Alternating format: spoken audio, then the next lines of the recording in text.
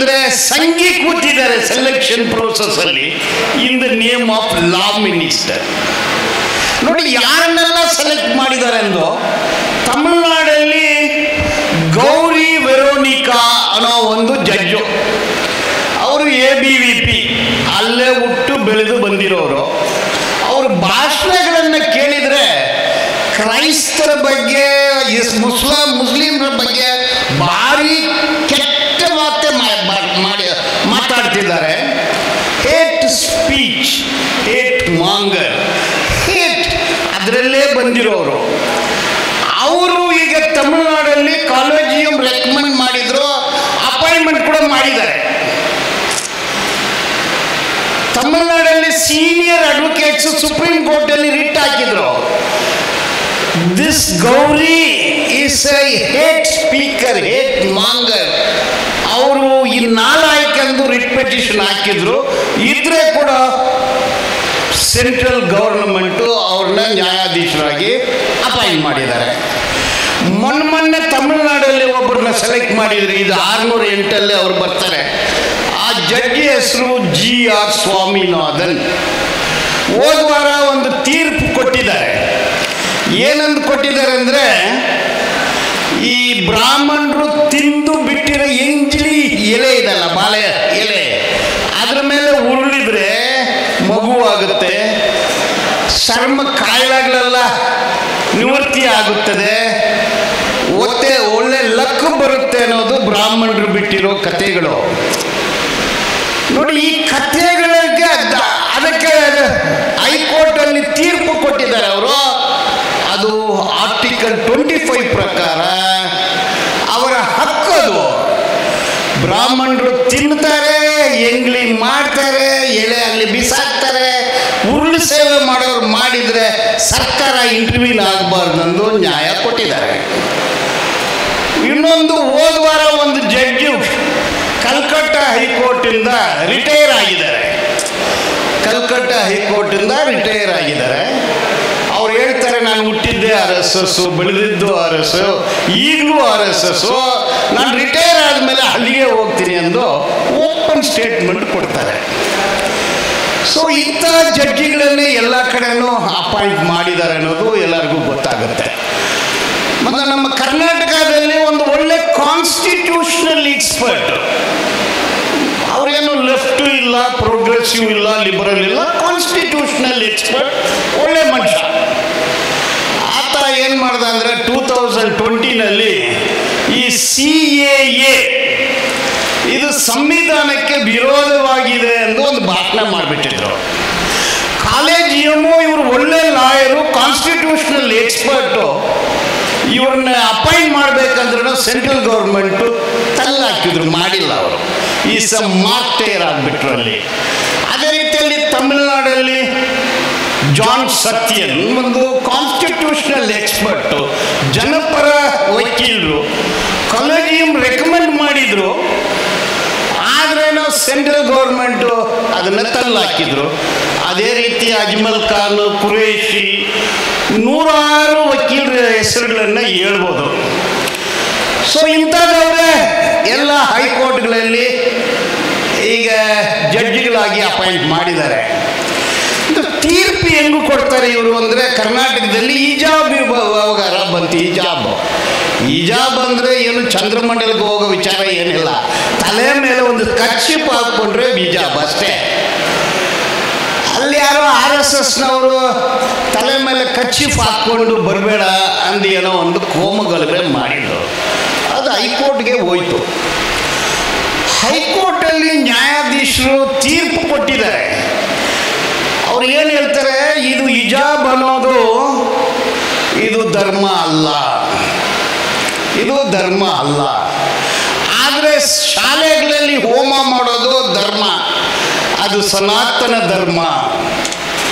ಕುಂಕುಮ ಇಟ್ಕೋಬೋದು, ಟರ್ಬನ್ ಹಾಕ್ಕೋಬೋದು, ಹೋಮ ಮಾಡ್ಬೋದು, ಆದರೆ ಹಿಜಾಬ್ ಹಾಕೋಂಗಿಲ್ಲ. ಅಂದರೆ ಏನು ಆಗ್ತಾ ಇದೆ ಅಂದರೆ, ಸಂವಿಧಾನ ಇದೆ, ಬಟ್ ಸಂವಿಧಾನವನ್ನು ಹಿಂದುತ್ವ ಮಾಡ್ತಾ ಇದ್ದಾರೆ. ಈಗ ಕಾನ್ಸ್ಟಿಟ್ಯೂಷನ್ ಅಂದರೆ ಕಾನ್ಸ್ಟಿಟ್ಯೂಷನ್ ಕಾನ್ಸ್ಟಿಟ್ಯೂಷನ್ ಪ್ರಕಾರ ತೀರ್ಪು ಕೊಡಬೇಕು.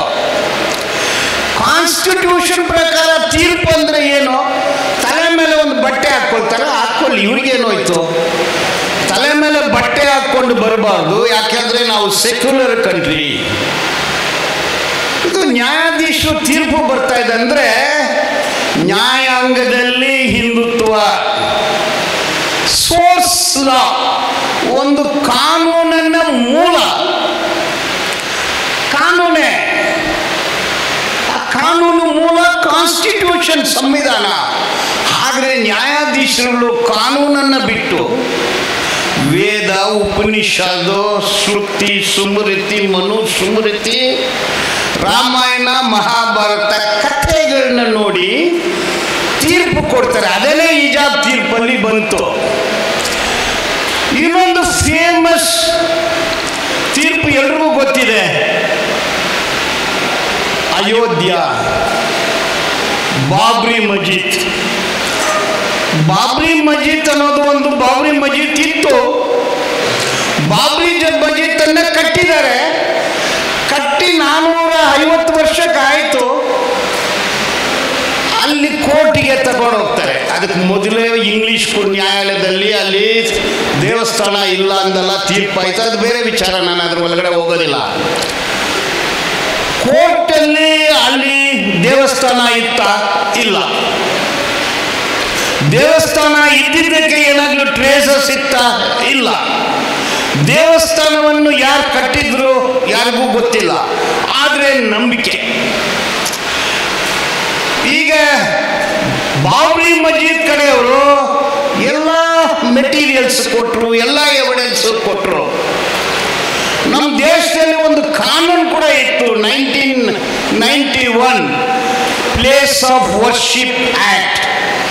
1947ನೇ ಇಸ್ವಿಯಲ್ಲಿ ಎಷ್ಟು ದೇವಸ್ಥಾನಗಳಿತ್ತು, ಎಷ್ಟು ಮಾಸ್ಕ್ಗಳಿತ್ತು, ಬೇರೆ ಏನಿತ್ತು ಅದು ಹಾಗೇ ಇರಬೇಕನ್ನೋದು ಕಾನೂನು. ಬಟ್ 5 ಜನ ನ್ಯಾಯಾಧೀಶರು ಸುಪ್ರೀಂ ಕೋರ್ಟಲ್ಲಿ ಕೂತು ಅಲ್ಲಿ ದೇವಸ್ಥಾನ ಇತ್ತು, ಅದು ಹಿಂದೂಗಳ ನಂಬಿಕೆ. ದೇವಸ್ಥಾನ ಇತ್ತು, ಅದು ಹಿಂದೂಗಳ ನಂಬಿಕೆ. ಮಸೀದ್ ಇತ್ತು, ಅದಕ್ಕೆ ಡಾಕ್ಯುಮೆಂಟ್ ಇದೆ, ದಾಖಲಾತಿ, ರೀಸನ್ಸ್ ಅಂಡ್ ಬಿಲೀಫ್. ಅಂದ್ರೆ ನಂಬಿಕೆನೇ ಪ್ರಧಾನ ಅಂದು ಅದಕ್ಕೆ ರಾಮಾಯಣನೆಲ್ಲ ಕೋಟ್ ಮಾಡಿ ಬಾಬ್ರಿ ಮಸ್ಜಿದ್ ಹೊಡೆದಿದ್ದು ತಪ್ಪು, ಅದ್ರ ಒಳಗಡೆ ಇವರು ನುಗ್ಗಿದ್ದು ತಪ್ಪು, ಎಲ್ಲ ತಪ್ಪು. ಆದರೆ ಇದು ಹಿಂದೂಗಳ ನಂಬಿಕೆ ಎಂದು, ಇದು ಸಂವಿಧಾನ ಪ್ರಕಾರ ಬಂದ ತೀರ್ಪು ಅಲ್ಲ, ಒಂದು ನಂಬಿಕೆ ಆಧಾರದ ಮೇಲೆ ಬಂದ ತೀರ್ಪು. ತೀರ್ಪು ಕೊಟ್ಟಿದ್ದು ಯಾರು? ಗೊಗೊಯ್. ಅವರು chief justice of India. Retire ಆದಮೇಲೆ ರಾಜ್ಯಸಭಾ MP ಆಗ್ತಾರೆ. ಇನ್ನೊಬ್ಬ MP Bobde next chief justice ಆಗಿ ರಿಟೈರ್ ಆಗಿದ್ದಾರೆ. ಇನ್ನೊಬ್ರು ಚಂದ್ರಚೂಡ್ ಈಗ ಚೀಫ್ ಜಸ್ಟಿಸ್ ಆಗಿದ್ದಾರೆ. ನಜೀರ್ ಅಹಮದ್ ಅಲ್ಲಿದ್ರು, ಅವರು ಗವರ್ನರ್ ಆಗಿದ್ದಾರೆ. ಸೊ ಎಲ್ರಿಗೂ ಬೇರೆ ಬೇರೆ ಪ್ರಮೋಷನ್ ಸಿಗಿದೆ. ಬಟ್ ದ ಪಾಯಿಂಟ್ ಈಸ್ ಮೂಲ ಕಾನ್ಸ್ಟಿಟ್ಯೂಷನ್ ಅಲ್ಲ, ಮೂಲ ಹಿಂದುತ್ವ ಮೂಲ. ರಾಮಾಯಣ, ಮಹಾಭಾರತ, ಶ್ರುತಿ, ಸ್ಮೃತಿ, ವೇದ, ಉಪನಿಷತ್ ಅಂದ್ರೆ ಇಡೀ ದೇಶದ ಸಂವಿಧಾನವನ್ನೇ ಹಿಂದುತ್ವದಲ್ಲಿ ನ್ಯಾಯಾಲಯ ತೆಗೆದುಕೊಂಡು ಹೋಗ್ತಾ ಇದೆ ಅನ್ನೋದು ಗೊತ್ತಾಗುತ್ತದೆ. ಈಗ ಕಾಶ್ಮೀರ್ ಇಶ್ಯೂ, ಆರ್ಟಿಕಲ್ 370 ನಿಮ್ಗೆಲ್ರಿಗೂ ಗೊತ್ತಿದೆ. ಆರ್ಟಿಕಲ್ 370 ಹೇಗೆ ಬಂತು, ಕಾಶ್ಮೀರ್ ಏನು, ರಾಜ ಏನು, ಹೋರಾಟ ಕಾಲದಲ್ಲಿ ಎಲ್ಲಿತ್ತು, ಸ್ವತಂತ್ರ ಬಂದು, ಇದೆಲ್ಲರಿಗೂ ಗೊತ್ತಿದೆ. ಆ ವಿಚಾರ ಬೇಕಾಗಿಲ್ಲ. ಸಂವಿಧಾನದಲ್ಲಿ ಏನಿದೆ? ಆರ್ಟಿಕಲ್ 370 ಕ್ಲಾಸ್ 3 ಕಾಶ್ಮೀರ್ ಅಸೆಂಬ್ಲಿಯಲ್ಲಿ ತೀರ್ಮಾನ ಮಾಡಬೇಕು. Until and unless there is a resolution in the Assembly of Kashmir that special status cannot be disturbed ಎಂದು ಆ ಆರ್ಟಿಕಲ್ ಹೇಳುತ್ತೆ. ಅದನ್ನು ಬೈಪಾಸ್ ಮಾಡಿ ಇದೇ 5 ಜನ ಜಡ್ಜ್ಗಳು ಲಡಾಖನ್ನು ತೆಗೆದಿದ್ದು ಕರೆಕ್ಟು, ಕಾಶ್ಮೀರ್ ಸ್ಟೇಟ್ ಅನ್ನು ಬಿಟ್ಟು ಅದನ್ನು ಯೂನಿಯನ್ ಟೆರಿಟರಿ ಮಾಡಿದ್ದು ಕರೆಕ್ಟು. ಇದಕ್ಕೆ ಯಾವ ಮೂಲ ಇದೆ? ಮೂಲ ಸಂವಿಧಾನದಲ್ಲಿ ತಗೊಂಡಿಲ್ಲ. ಇದಕ್ಕೆ ಹೇಗೇನು ರಾಮಾಯಣ ಮಹಾಭಾರತಕ್ಕೆ ಹೋಗಿದ್ದಾರೆ. ಅಂದರೆ ಸಂವಿಧಾನ ಇದೆ, ಸಂವಿಧಾನವನ್ನು ಬದಲಾಯಿಸಲಿಲ್ಲ ಅವರು. ಇದೇ ಸಂವಿಧಾನವನ್ನು ಹಿಂದುತ್ವ ಮಾಡ್ತಾ ಇದ್ದಾರೆ ಅನ್ನೋದು ಗೊತ್ತಾಗ್ತಾ ಇದೆ. ನೆಕ್ಸ್ಟ್ ಹೋದ್ರೆ ನಮ್ಮ ಅಯ್ಯಪ್ಪ ದೇವಸ್ಥಾನ,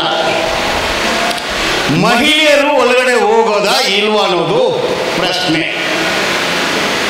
so article 25, 26, 27, article 14 equality before law, equal protection of law, division bench of supreme court ಒಬ್ರು ಡಿಸೈಡ್ ಮಾಡಿದ್ರು, ಇಬ್ರು ಸುಪ್ರೀಂ ಕೋರ್ಟ್ ನ್ಯಾಯಾಧೀಶರುಗಳು ತೀರ್ಪು ಕೊಟ್ಟರು, ಮಹಿಳೆಯರು ಅಯ್ಯಪ್ಪ ದೇವಸ್ಥಾನ ಒಳಗಡೆ ಹೋಗ್ಬೋದಂದು.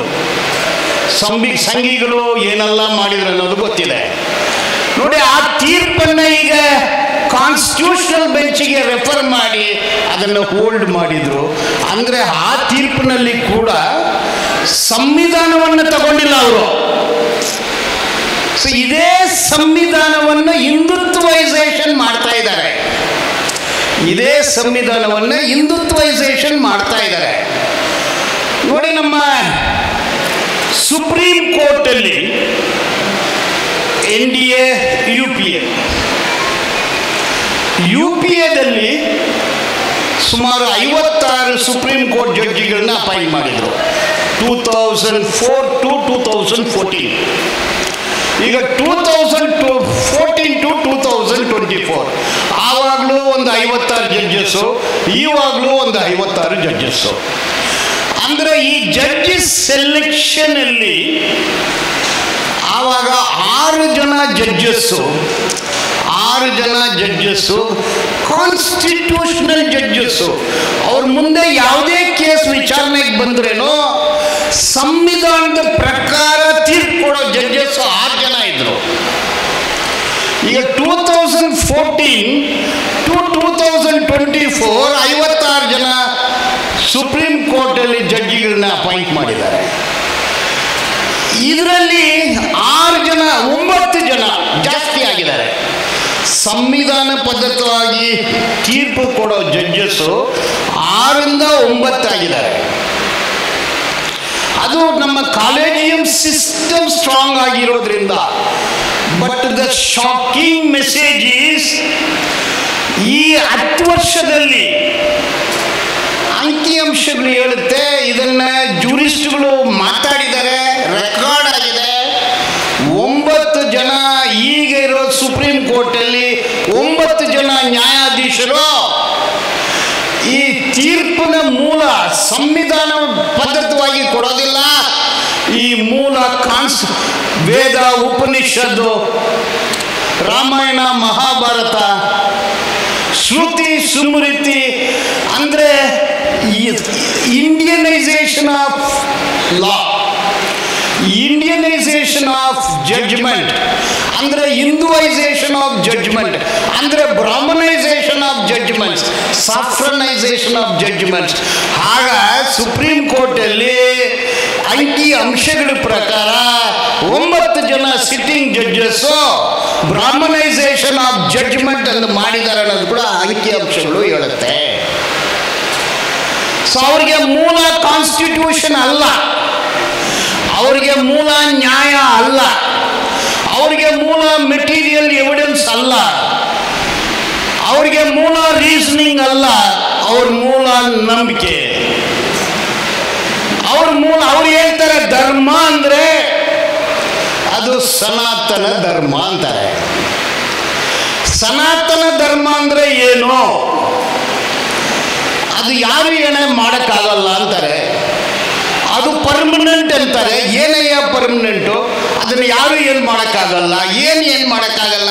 ಸನಾತನ ಧರ್ಮ ಅಂದರೆ ಯಾರಿಗೂ ಗೊತ್ತಿಲ್ಲ. ಆದ್ರೇನು ಈ ತೀರ್ಪಿನ ಮೂಲ ಸನಾತನ ಧರ್ಮ ಅಂದು ಇದೆ. ಹಿಂದುತ್ವೈಸೇಷನ್, ಬ್ರಾಹ್ಮಣೈಸೇಷನ್ ಮಾಡ್ತಾರೆ ಅನ್ನೋದು ಗೊತ್ತಾಗ್ತಾ ಇದೆ. ಅಂದರೆ ಈಗ ಏನಕ್ಕೆ ಹೊರಟಿದ್ದಾರೆ? 1947 ಸ್ವತಂತ್ರ ಸಿಕ್ತು. ಅವರ ಟಾರ್ಗೆಟ್ 2047, 100 years ಇದೇ ಸಂವಿಧಾನ ಇರುತ್ತದೆ. ಆದರೆ ಇದೇ ಸಂವಿಧಾನವನ್ನು ಅವರು ಬ್ರಾಹ್ಮಣೈಸೇಷನ್, ಸಾಫ್ರನೈಸೇಷನ್, ಹಿಂದುತ್ವೈಸೇಷನ್ ಮಾಡ್ತಾರೆ. ಅದಕ್ಕೋಸ್ಕರ ಅವರು ಏನೆಲ್ಲ ಮಾಡ್ತಾ ಇದ್ದಾರೆ ಎಂದು ನೋಡಿದ್ರೆ, ನೋಡಿ ಈಗ ಹೈಕೋರ್ಟ್ ಇದೆ. ಹೈಕೋರ್ಟಲ್ಲಿ advocate general, additional advocate general, senior advocates, ಇವರೆಲ್ಲ ಯಾರಂದ್ರೆ ಇವರೆಲ್ಲ ಕೂಡ RSS ಬ್ಯಾಕ್ಗ್ರೌಂಡ್ ಇರೋರೇ.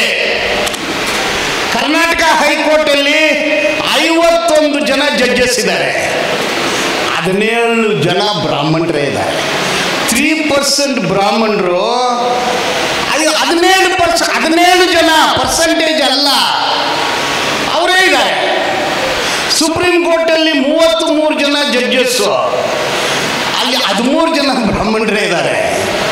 3 ಜನ ಮಹಿಳೆಯರಿದ್ದಾರೆ, 3 ಜನನು ಬ್ರಾಹ್ಮಣರೇ. ಮಹಿಳೆಯರಿದ್ರೇನು ಬ್ರಾಹ್ಮಣರೇ. ಅಂದರೆ ಇಡೀ ದೇಶದ ನ್ಯಾಯಾಂಗವನ್ನು ಬರೀ 2 ಕಮ್ಯುನಿಟಿ ಕಂಟ್ರೋಲ್ ಮಾಡ್ತಾ ಇದೆ. ಒಂದು ಬ್ರಾಹ್ಮಣರು, ಇಲ್ಲಾಂದ್ರೆ ಬನಿಯಾಗಳು. ಅಂದ್ರೆ Indian judiciary is controlled by Hindutva oligarchy. So Hindutva ಗುಂಪು, ಓಲಿಗಾರ್ಕಿ ಅಂದ್ರೆ ಒಂದು ಸ್ಮಾಲ್ ಗುಂಪು, ಒಂದು ಹಿಂದುತ್ವ ಗುಂಪು ಇಡೀ ದೇಶದ ನ್ಯಾಯಾಂಗವನ್ನು ತನ್ನ ಹಿಡಿತದಲ್ಲಿ ಇಟ್ಕೊಂಡಿದ್ದಾರೆ. ಅಂದ್ರೆ ಈ 608 ಜಡ್ಜ್ಗಳಲ್ಲಿ 80% ಹೆಂಗ ಅವ್ರ ಕೈಯಲ್ಲಿ ಇಟ್ಕೊಂಡಿದ್ದಾರೆ. ಬೇರೆಯವರು ಕೂಡ ಅಂದ್ರೆ ಇದೇ ಸಂವಿಧಾನ ಇರುತ್ತೆ, ಇದನ್ನ ಬದಲಾವಣೆ ಮಾಡೋದಿಲ್ಲ ಅವರು. ಈ ಸಂವಿಧಾನವನ್ನ ಹೆಸರು ಬದಲಾವಣೆ ಮಾಡಲ್ಲ. ಇದೇ ಆರ್ಟಿಕಲ್ 14 ಇರುತ್ತೆ, ಆರ್ಟಿಕಲ್ 16 ಇರುತ್ತೆ, article 17, 19, class A, B, C, D, 21, 22, 25, 26, 27 ಇದೇ ಇರುತ್ತೆ. ಆದರೆ ಇದನ್ನ ಬ್ರಾಹ್ಮಣೈಸೇಷನ್ ಮಾಡಕ್ಕೆ ಹೊರಟಿದ್ದಾರೆ. ನೋಡಿ ಈಗ ಕೋರ್ಟ್ಗಳಲ್ಲಿ ತೀರ್ಪು ಹೆಂಗ್ ಬರುತ್ತಂದ್ರೆ, ಒಂದು ಕೈಯಲ್ಲಿ ಬಾಂಬ್ ಅಂದ್ರೆ explosive substance, explosives, ammonium nitrate, printed circuit board, remote control, ಎಲ್ಲ ಡೆಟನೇಟರ್ಸ್ ಇದು ಒಂದು ಕೈಯಲ್ಲಿ ಇರುತ್ತೆ. ಇನ್ನೊಂದು ಕೈಯಲ್ಲಿ ಕಲ್ಲಿರುತ್ತೆ. ಕಲ್ಲು ಮುಸಲ್ಮಾನರ ಕೈಯಲ್ಲಿ ಇದ್ರೆ ಅವನಿಗೆ ಬೇಲ್ ಸಿಗೋದಿಲ್ಲ, 10 ವರ್ಷ ಆದ್ರೇನೂ ಇಲ್ಲ. ಬಾಂಬ್ ಇಟ್ಕೊಂಡಿದ್ರೇನೋ ಸಂಘಿಗಳಿಗೆ 3 ತಿಂಗಳಲ್ಲಿ ಬೇಲ್ ಸಿಗುತ್ತೆ. ಈಗ ಬೆಂಗಳೂರು KGಯಲ್ಲಿ DGLಯಲ್ಲಿ ಕಲ್ಲಿಟ್ಕೊಂಡಿದ್ರು, ಕಲ್ಲು ಕೈಯಲ್ಲಿ 4 ವರ್ಷ ಆಗಿದೆ, ಸುಪ್ರೀಂ ಕೋರ್ಟ್ ಬೇಲ್ ಕೊಟ್ಟಿಲ್ಲ. ನಾನೇ ಕೋರ್ಟಲ್ಲಿ ವಾದ ಮಾಡ್ತಿದ್ದಾಗ ಹೇಳಿದ್ರೆ, ಸ್ವಾಮಿ ಕಲ್ಲಿಟ್ಕೊಂಡಿದ್ರು ಕೈಯಲ್ಲಿ, ಕಲ್ಲು ಪಾಕಿಸ್ತಾನದಿಂದ ಬಂದಿಲ್ಲ, ಬಾಂಗ್ಲಾದೇಶದಿಂದ ಬಂದಿಲ್ಲ, ಲೋಕಲ್ ಕಲ್ಲು ಎಸ್ತಿದ್ದಾರೆ, ಬೇಲ್ ಬಿಡಿ ಅಂದ್ರೆ ಬಿಡೋದಿಲ್ಲ ಅಂತಾರೆ. ನೋಡಿ ಇದೇ ರೀತಿ ಕಾನೂನುಗಳನ್ನ ಬದಲಾವಣೆ ಮಾಡಿದ್ದಾರೆ. ಕಾನೂನುಗಳನ್ನ ಬದಲಾವಣೆ ಮಾಡಿದ್ದಾರೆ. ಈಗ ಇಂಡಸ್ಟ್ರಿಯಲ್ ರಿಲೇಷನ್ ಬಿಲ್ ಅಂತ ಒಂದು ಕಾನೂನು ತಂದಿದ್ದಾರೆ.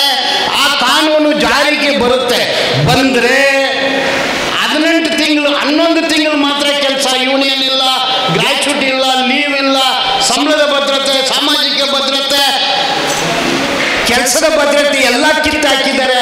ಸುಪ್ರೀಂ ಕೋರ್ಟ್ ತಲೆ ಆಗ್ತಾ ಇಲ್ಲ. ಡಿಮಾನಿಟೈಸೇಷನ್ ಅಲ್ಲಿ ಸುಪ್ರೀಂ ಕೋರ್ಟ್ ತಲೆ ಆಗ್ತಾ ಇಲ್ಲ. GST ನಲ್ಲಿ ಸುಪ್ರೀಂ ಕೋರ್ಟ್ ತಲೆ ಆಗ್ತಾ ಇಲ್ಲ. CAA ನಲ್ಲಿ ಸುಪ್ರೀಂ ಕೋರ್ಟ್ ತಲೆ ಆಗ್ತಾ ಇಲ್ಲ. ಅಂದ್ರೆ ಇಡೀ ದೇಶದ ಕಾನೂನು ವ್ಯವಸ್ಥೆ, ನ್ಯಾಯಾಂಗ ಈಗ ಸಂಘಿಗಳ ಕೈಗೆ ಹೋಗಿದೆ. ಇದಕ್ಕೆ ತೀರ್ವು, I don't want The ruling dispensation is sitting there as a law minister to appoint these type of elements as judges of the High Court and Supreme Court. ಭಾರಿ ಗಂಭೀರವಾಗಿದೆ. ಕಾನೂನಿನ ವ್ಯವಸ್ಥೆ, ನ್ಯಾಯಾಂಗದ ವ್ಯವಸ್ಥೆ ನಮ್ಮ ಕೈ ಬಿಟ್ಟು ಹೋಗಿ ಸಂಘಿಗಳ ಕೈಯಲ್ಲಿ ಸೇರ್ಕೊಂಡ್ಬಿಟ್ಟಿದೆ. This is a great danger. ಈ ಡೇಂಜರ್ಗೆ ವಿರೋಧವಾಗಿ ನಾವು ಮಾತಾಡಬೇಕು, ಹೋರಾಟ ಮಾಡಬೇಕು ಅಂತ ಹೇಳಿ ಟೈಮ್ ಆಗಿಬಿಟ್ಟಿದೆ. ಅವಕಾಶಕ್ಕೆ ಧನ್ಯವಾದಗಳು ಹೇಳ್ತೀರಿ. ಧನ್ಯವಾದಗಳು. ಇನ್ಕ್ಲಾಬ್ ಜಿಂದಾಬಾದ್. ಧನ್ಯವಾದಗಳು ಸರ್. ವರ್ತಮಾನದಲ್ಲಿ ಧರ್ಮ ರಾಜಕಾರಣ ಮತ್ತು ನ್ಯಾಯಾಂಗ ವ್ಯವಸ್ಥೆ ಕುರಿತು ತಮ್ಮ ವಿಚಾರವನ್ನು ಹಂಚಿಕೊಂಡ ಖ್ಯಾತ ನ್ಯಾಯವಾದಿಗಳು, ಉಚ್ಚ ನ್ಯಾಯಾಲಯ ಬೆಂಗಳೂರು, ಹೋರಾಟಗಾರರು, ಅನೇಕ ಶೋಷಿತ ಸಮುದಾಯಗಳಿಗೆ ನ್ಯಾಯವನ್ನು ಒದಗಿಸಿಕೊಟ್ಟಿರ್ತಕ್ಕಂಥ ಚಿಂತಕರಿಗೆ ಧನ್ಯವಾದಗಳು. ತಮ್ಮ ವಿಚಾರಾಂತರಕ್ಕೆ ವಂದನೆಗಳು ಸರ್.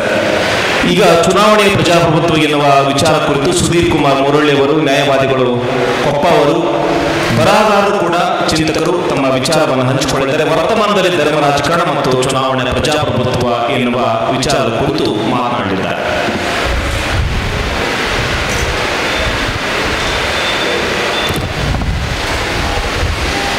ಸಾಹಿತ್ಯ ಮೇಳದ ವೇದಿಕೆ ಮೇಲೆ ಇರ್ತಕ್ಕಂಥ ಎಲ್ಲ ಗಣ್ಯರೇ, ಭಾಗವಹಿಸಿರ್ತಕ್ಕಂಥ ಎಲ್ಲ ಸಹೋದರರೇ, ಧರ್ಮ ರಾಜಕಾರಣ, ಪ್ರಜಾಪ್ರಭುತ್ವ ಮತ್ತು ಚುನಾವಣೆಯಲ್ಲಿ ಅಂತ ಹೇಳಿದ್ದಾರೆ. ನಾನು ಪ್ರಾರಂಭದಲ್ಲಿ ಇಲ್ಲೊಂದು ಧರ್ಮ ಇತ್ತು, ಆ ಧರ್ಮ ಯಾವ ರೀತಿ ಇತ್ತು, ನಾನು ಯಾವ ಧರ್ಮಕ್ಕೆ ಸೇರಿದವನು ಅಂತ ನಿಮ್ಗೆ ಹೇಳದೇ ಇದ್ದರೆ ನಿಮಗೆ ಸ್ವಲ್ಪ ಕನ್ಫ್ಯೂಷನ್ ಆಗುತ್ತೆ ಮತ್ತು ನನ್ನ ಬಗ್ಗೆ ತಪ್ಪು ತಿಳ್ಕೊತೀರಾ. ಇಲ್ಲೊಂದು ಧರ್ಮ ಇತ್ತು. ಅದು ಯಾವ ಧರ್ಮ ಅಂದರೆ, ಅದು ಹಸು ಅಥವಾ ಎಮ್ಮೆ ಕರ ಹಾಕಿದಾಗ ಅದರ 4 ಮೊಲೆಗಳ ಹಾಲನ್ನು ತೆಗೆಯದೆ ಒಂದೇ ಮೊಲೆಯ ಹಾಲನ್ನು ಹಿಂಡಿ 3 ಮೊಲೆಯ ಹಾಲನ್ನು ಆ ಹಸು ಅಥವಾ ಎಮ್ಮೆಯ ಕರುವಿಗಾಗಿ ಮೀಸಲಿಡುತ್ತಿದ್ದಂತಹ ಒಂದು ಗೋರಕ್ಷಕರ ಧರ್ಮಕ್ಕೆ ಸೇರಿದವನು ನಾನು. ಗೋರಕ್ಷಕರ ಧರ್ಮಕ್ಕೆ ಸೇರಿದವನು ನಾನು. ಉಳುಮೆ ಮಾಡೋಕ್ಕೆ ಗದ್ದೆಗೆ ಇಳಿದಾಗ ಯಾವುದೋ ವಿಗ್ರಹವನ್ನು ಮತ್ತೊಂದನ್ನು ನೋಡದೆ ಅಲ್ಲೇ ಭೂಮಿಯಲ್ಲಿದ್ದ ಸೆಗಣಿಯನ್ನು, ಮಣ್ಣನ್ನು ಉಂಡೆ ಮಾಡಿ ಅಲ್ಲೇ ಅಂಚಿನ ಮೇಲಿದ್ದಂಥ ಗರಿಕೆಯನ್ನು ಅದರ ಮೇಲೆ ನೆಟ್ಟು, ಇದೇ ನನ್ನ ದೈವ, ನಮಗೆಲ್ಲ ಒಳ್ಳೇದು ಮಾಡು, ಒಳ್ಳೆ ಫಸಲನ್ನು ಕೊಡು, ಉಳುಮೆ ಮಾಡೋ ಎತ್ತಿಗೆ ಕಾಲು ಸೋತು ಬಾರದಂತೆ ಇಡು ಅಂತ ಹೇಳ್ತಕ್ಕಂಥ ಧರ್ಮಕ್ಕೆ ಸೇರಿದವನು ನಾನಾಗಿದ್ದೆ.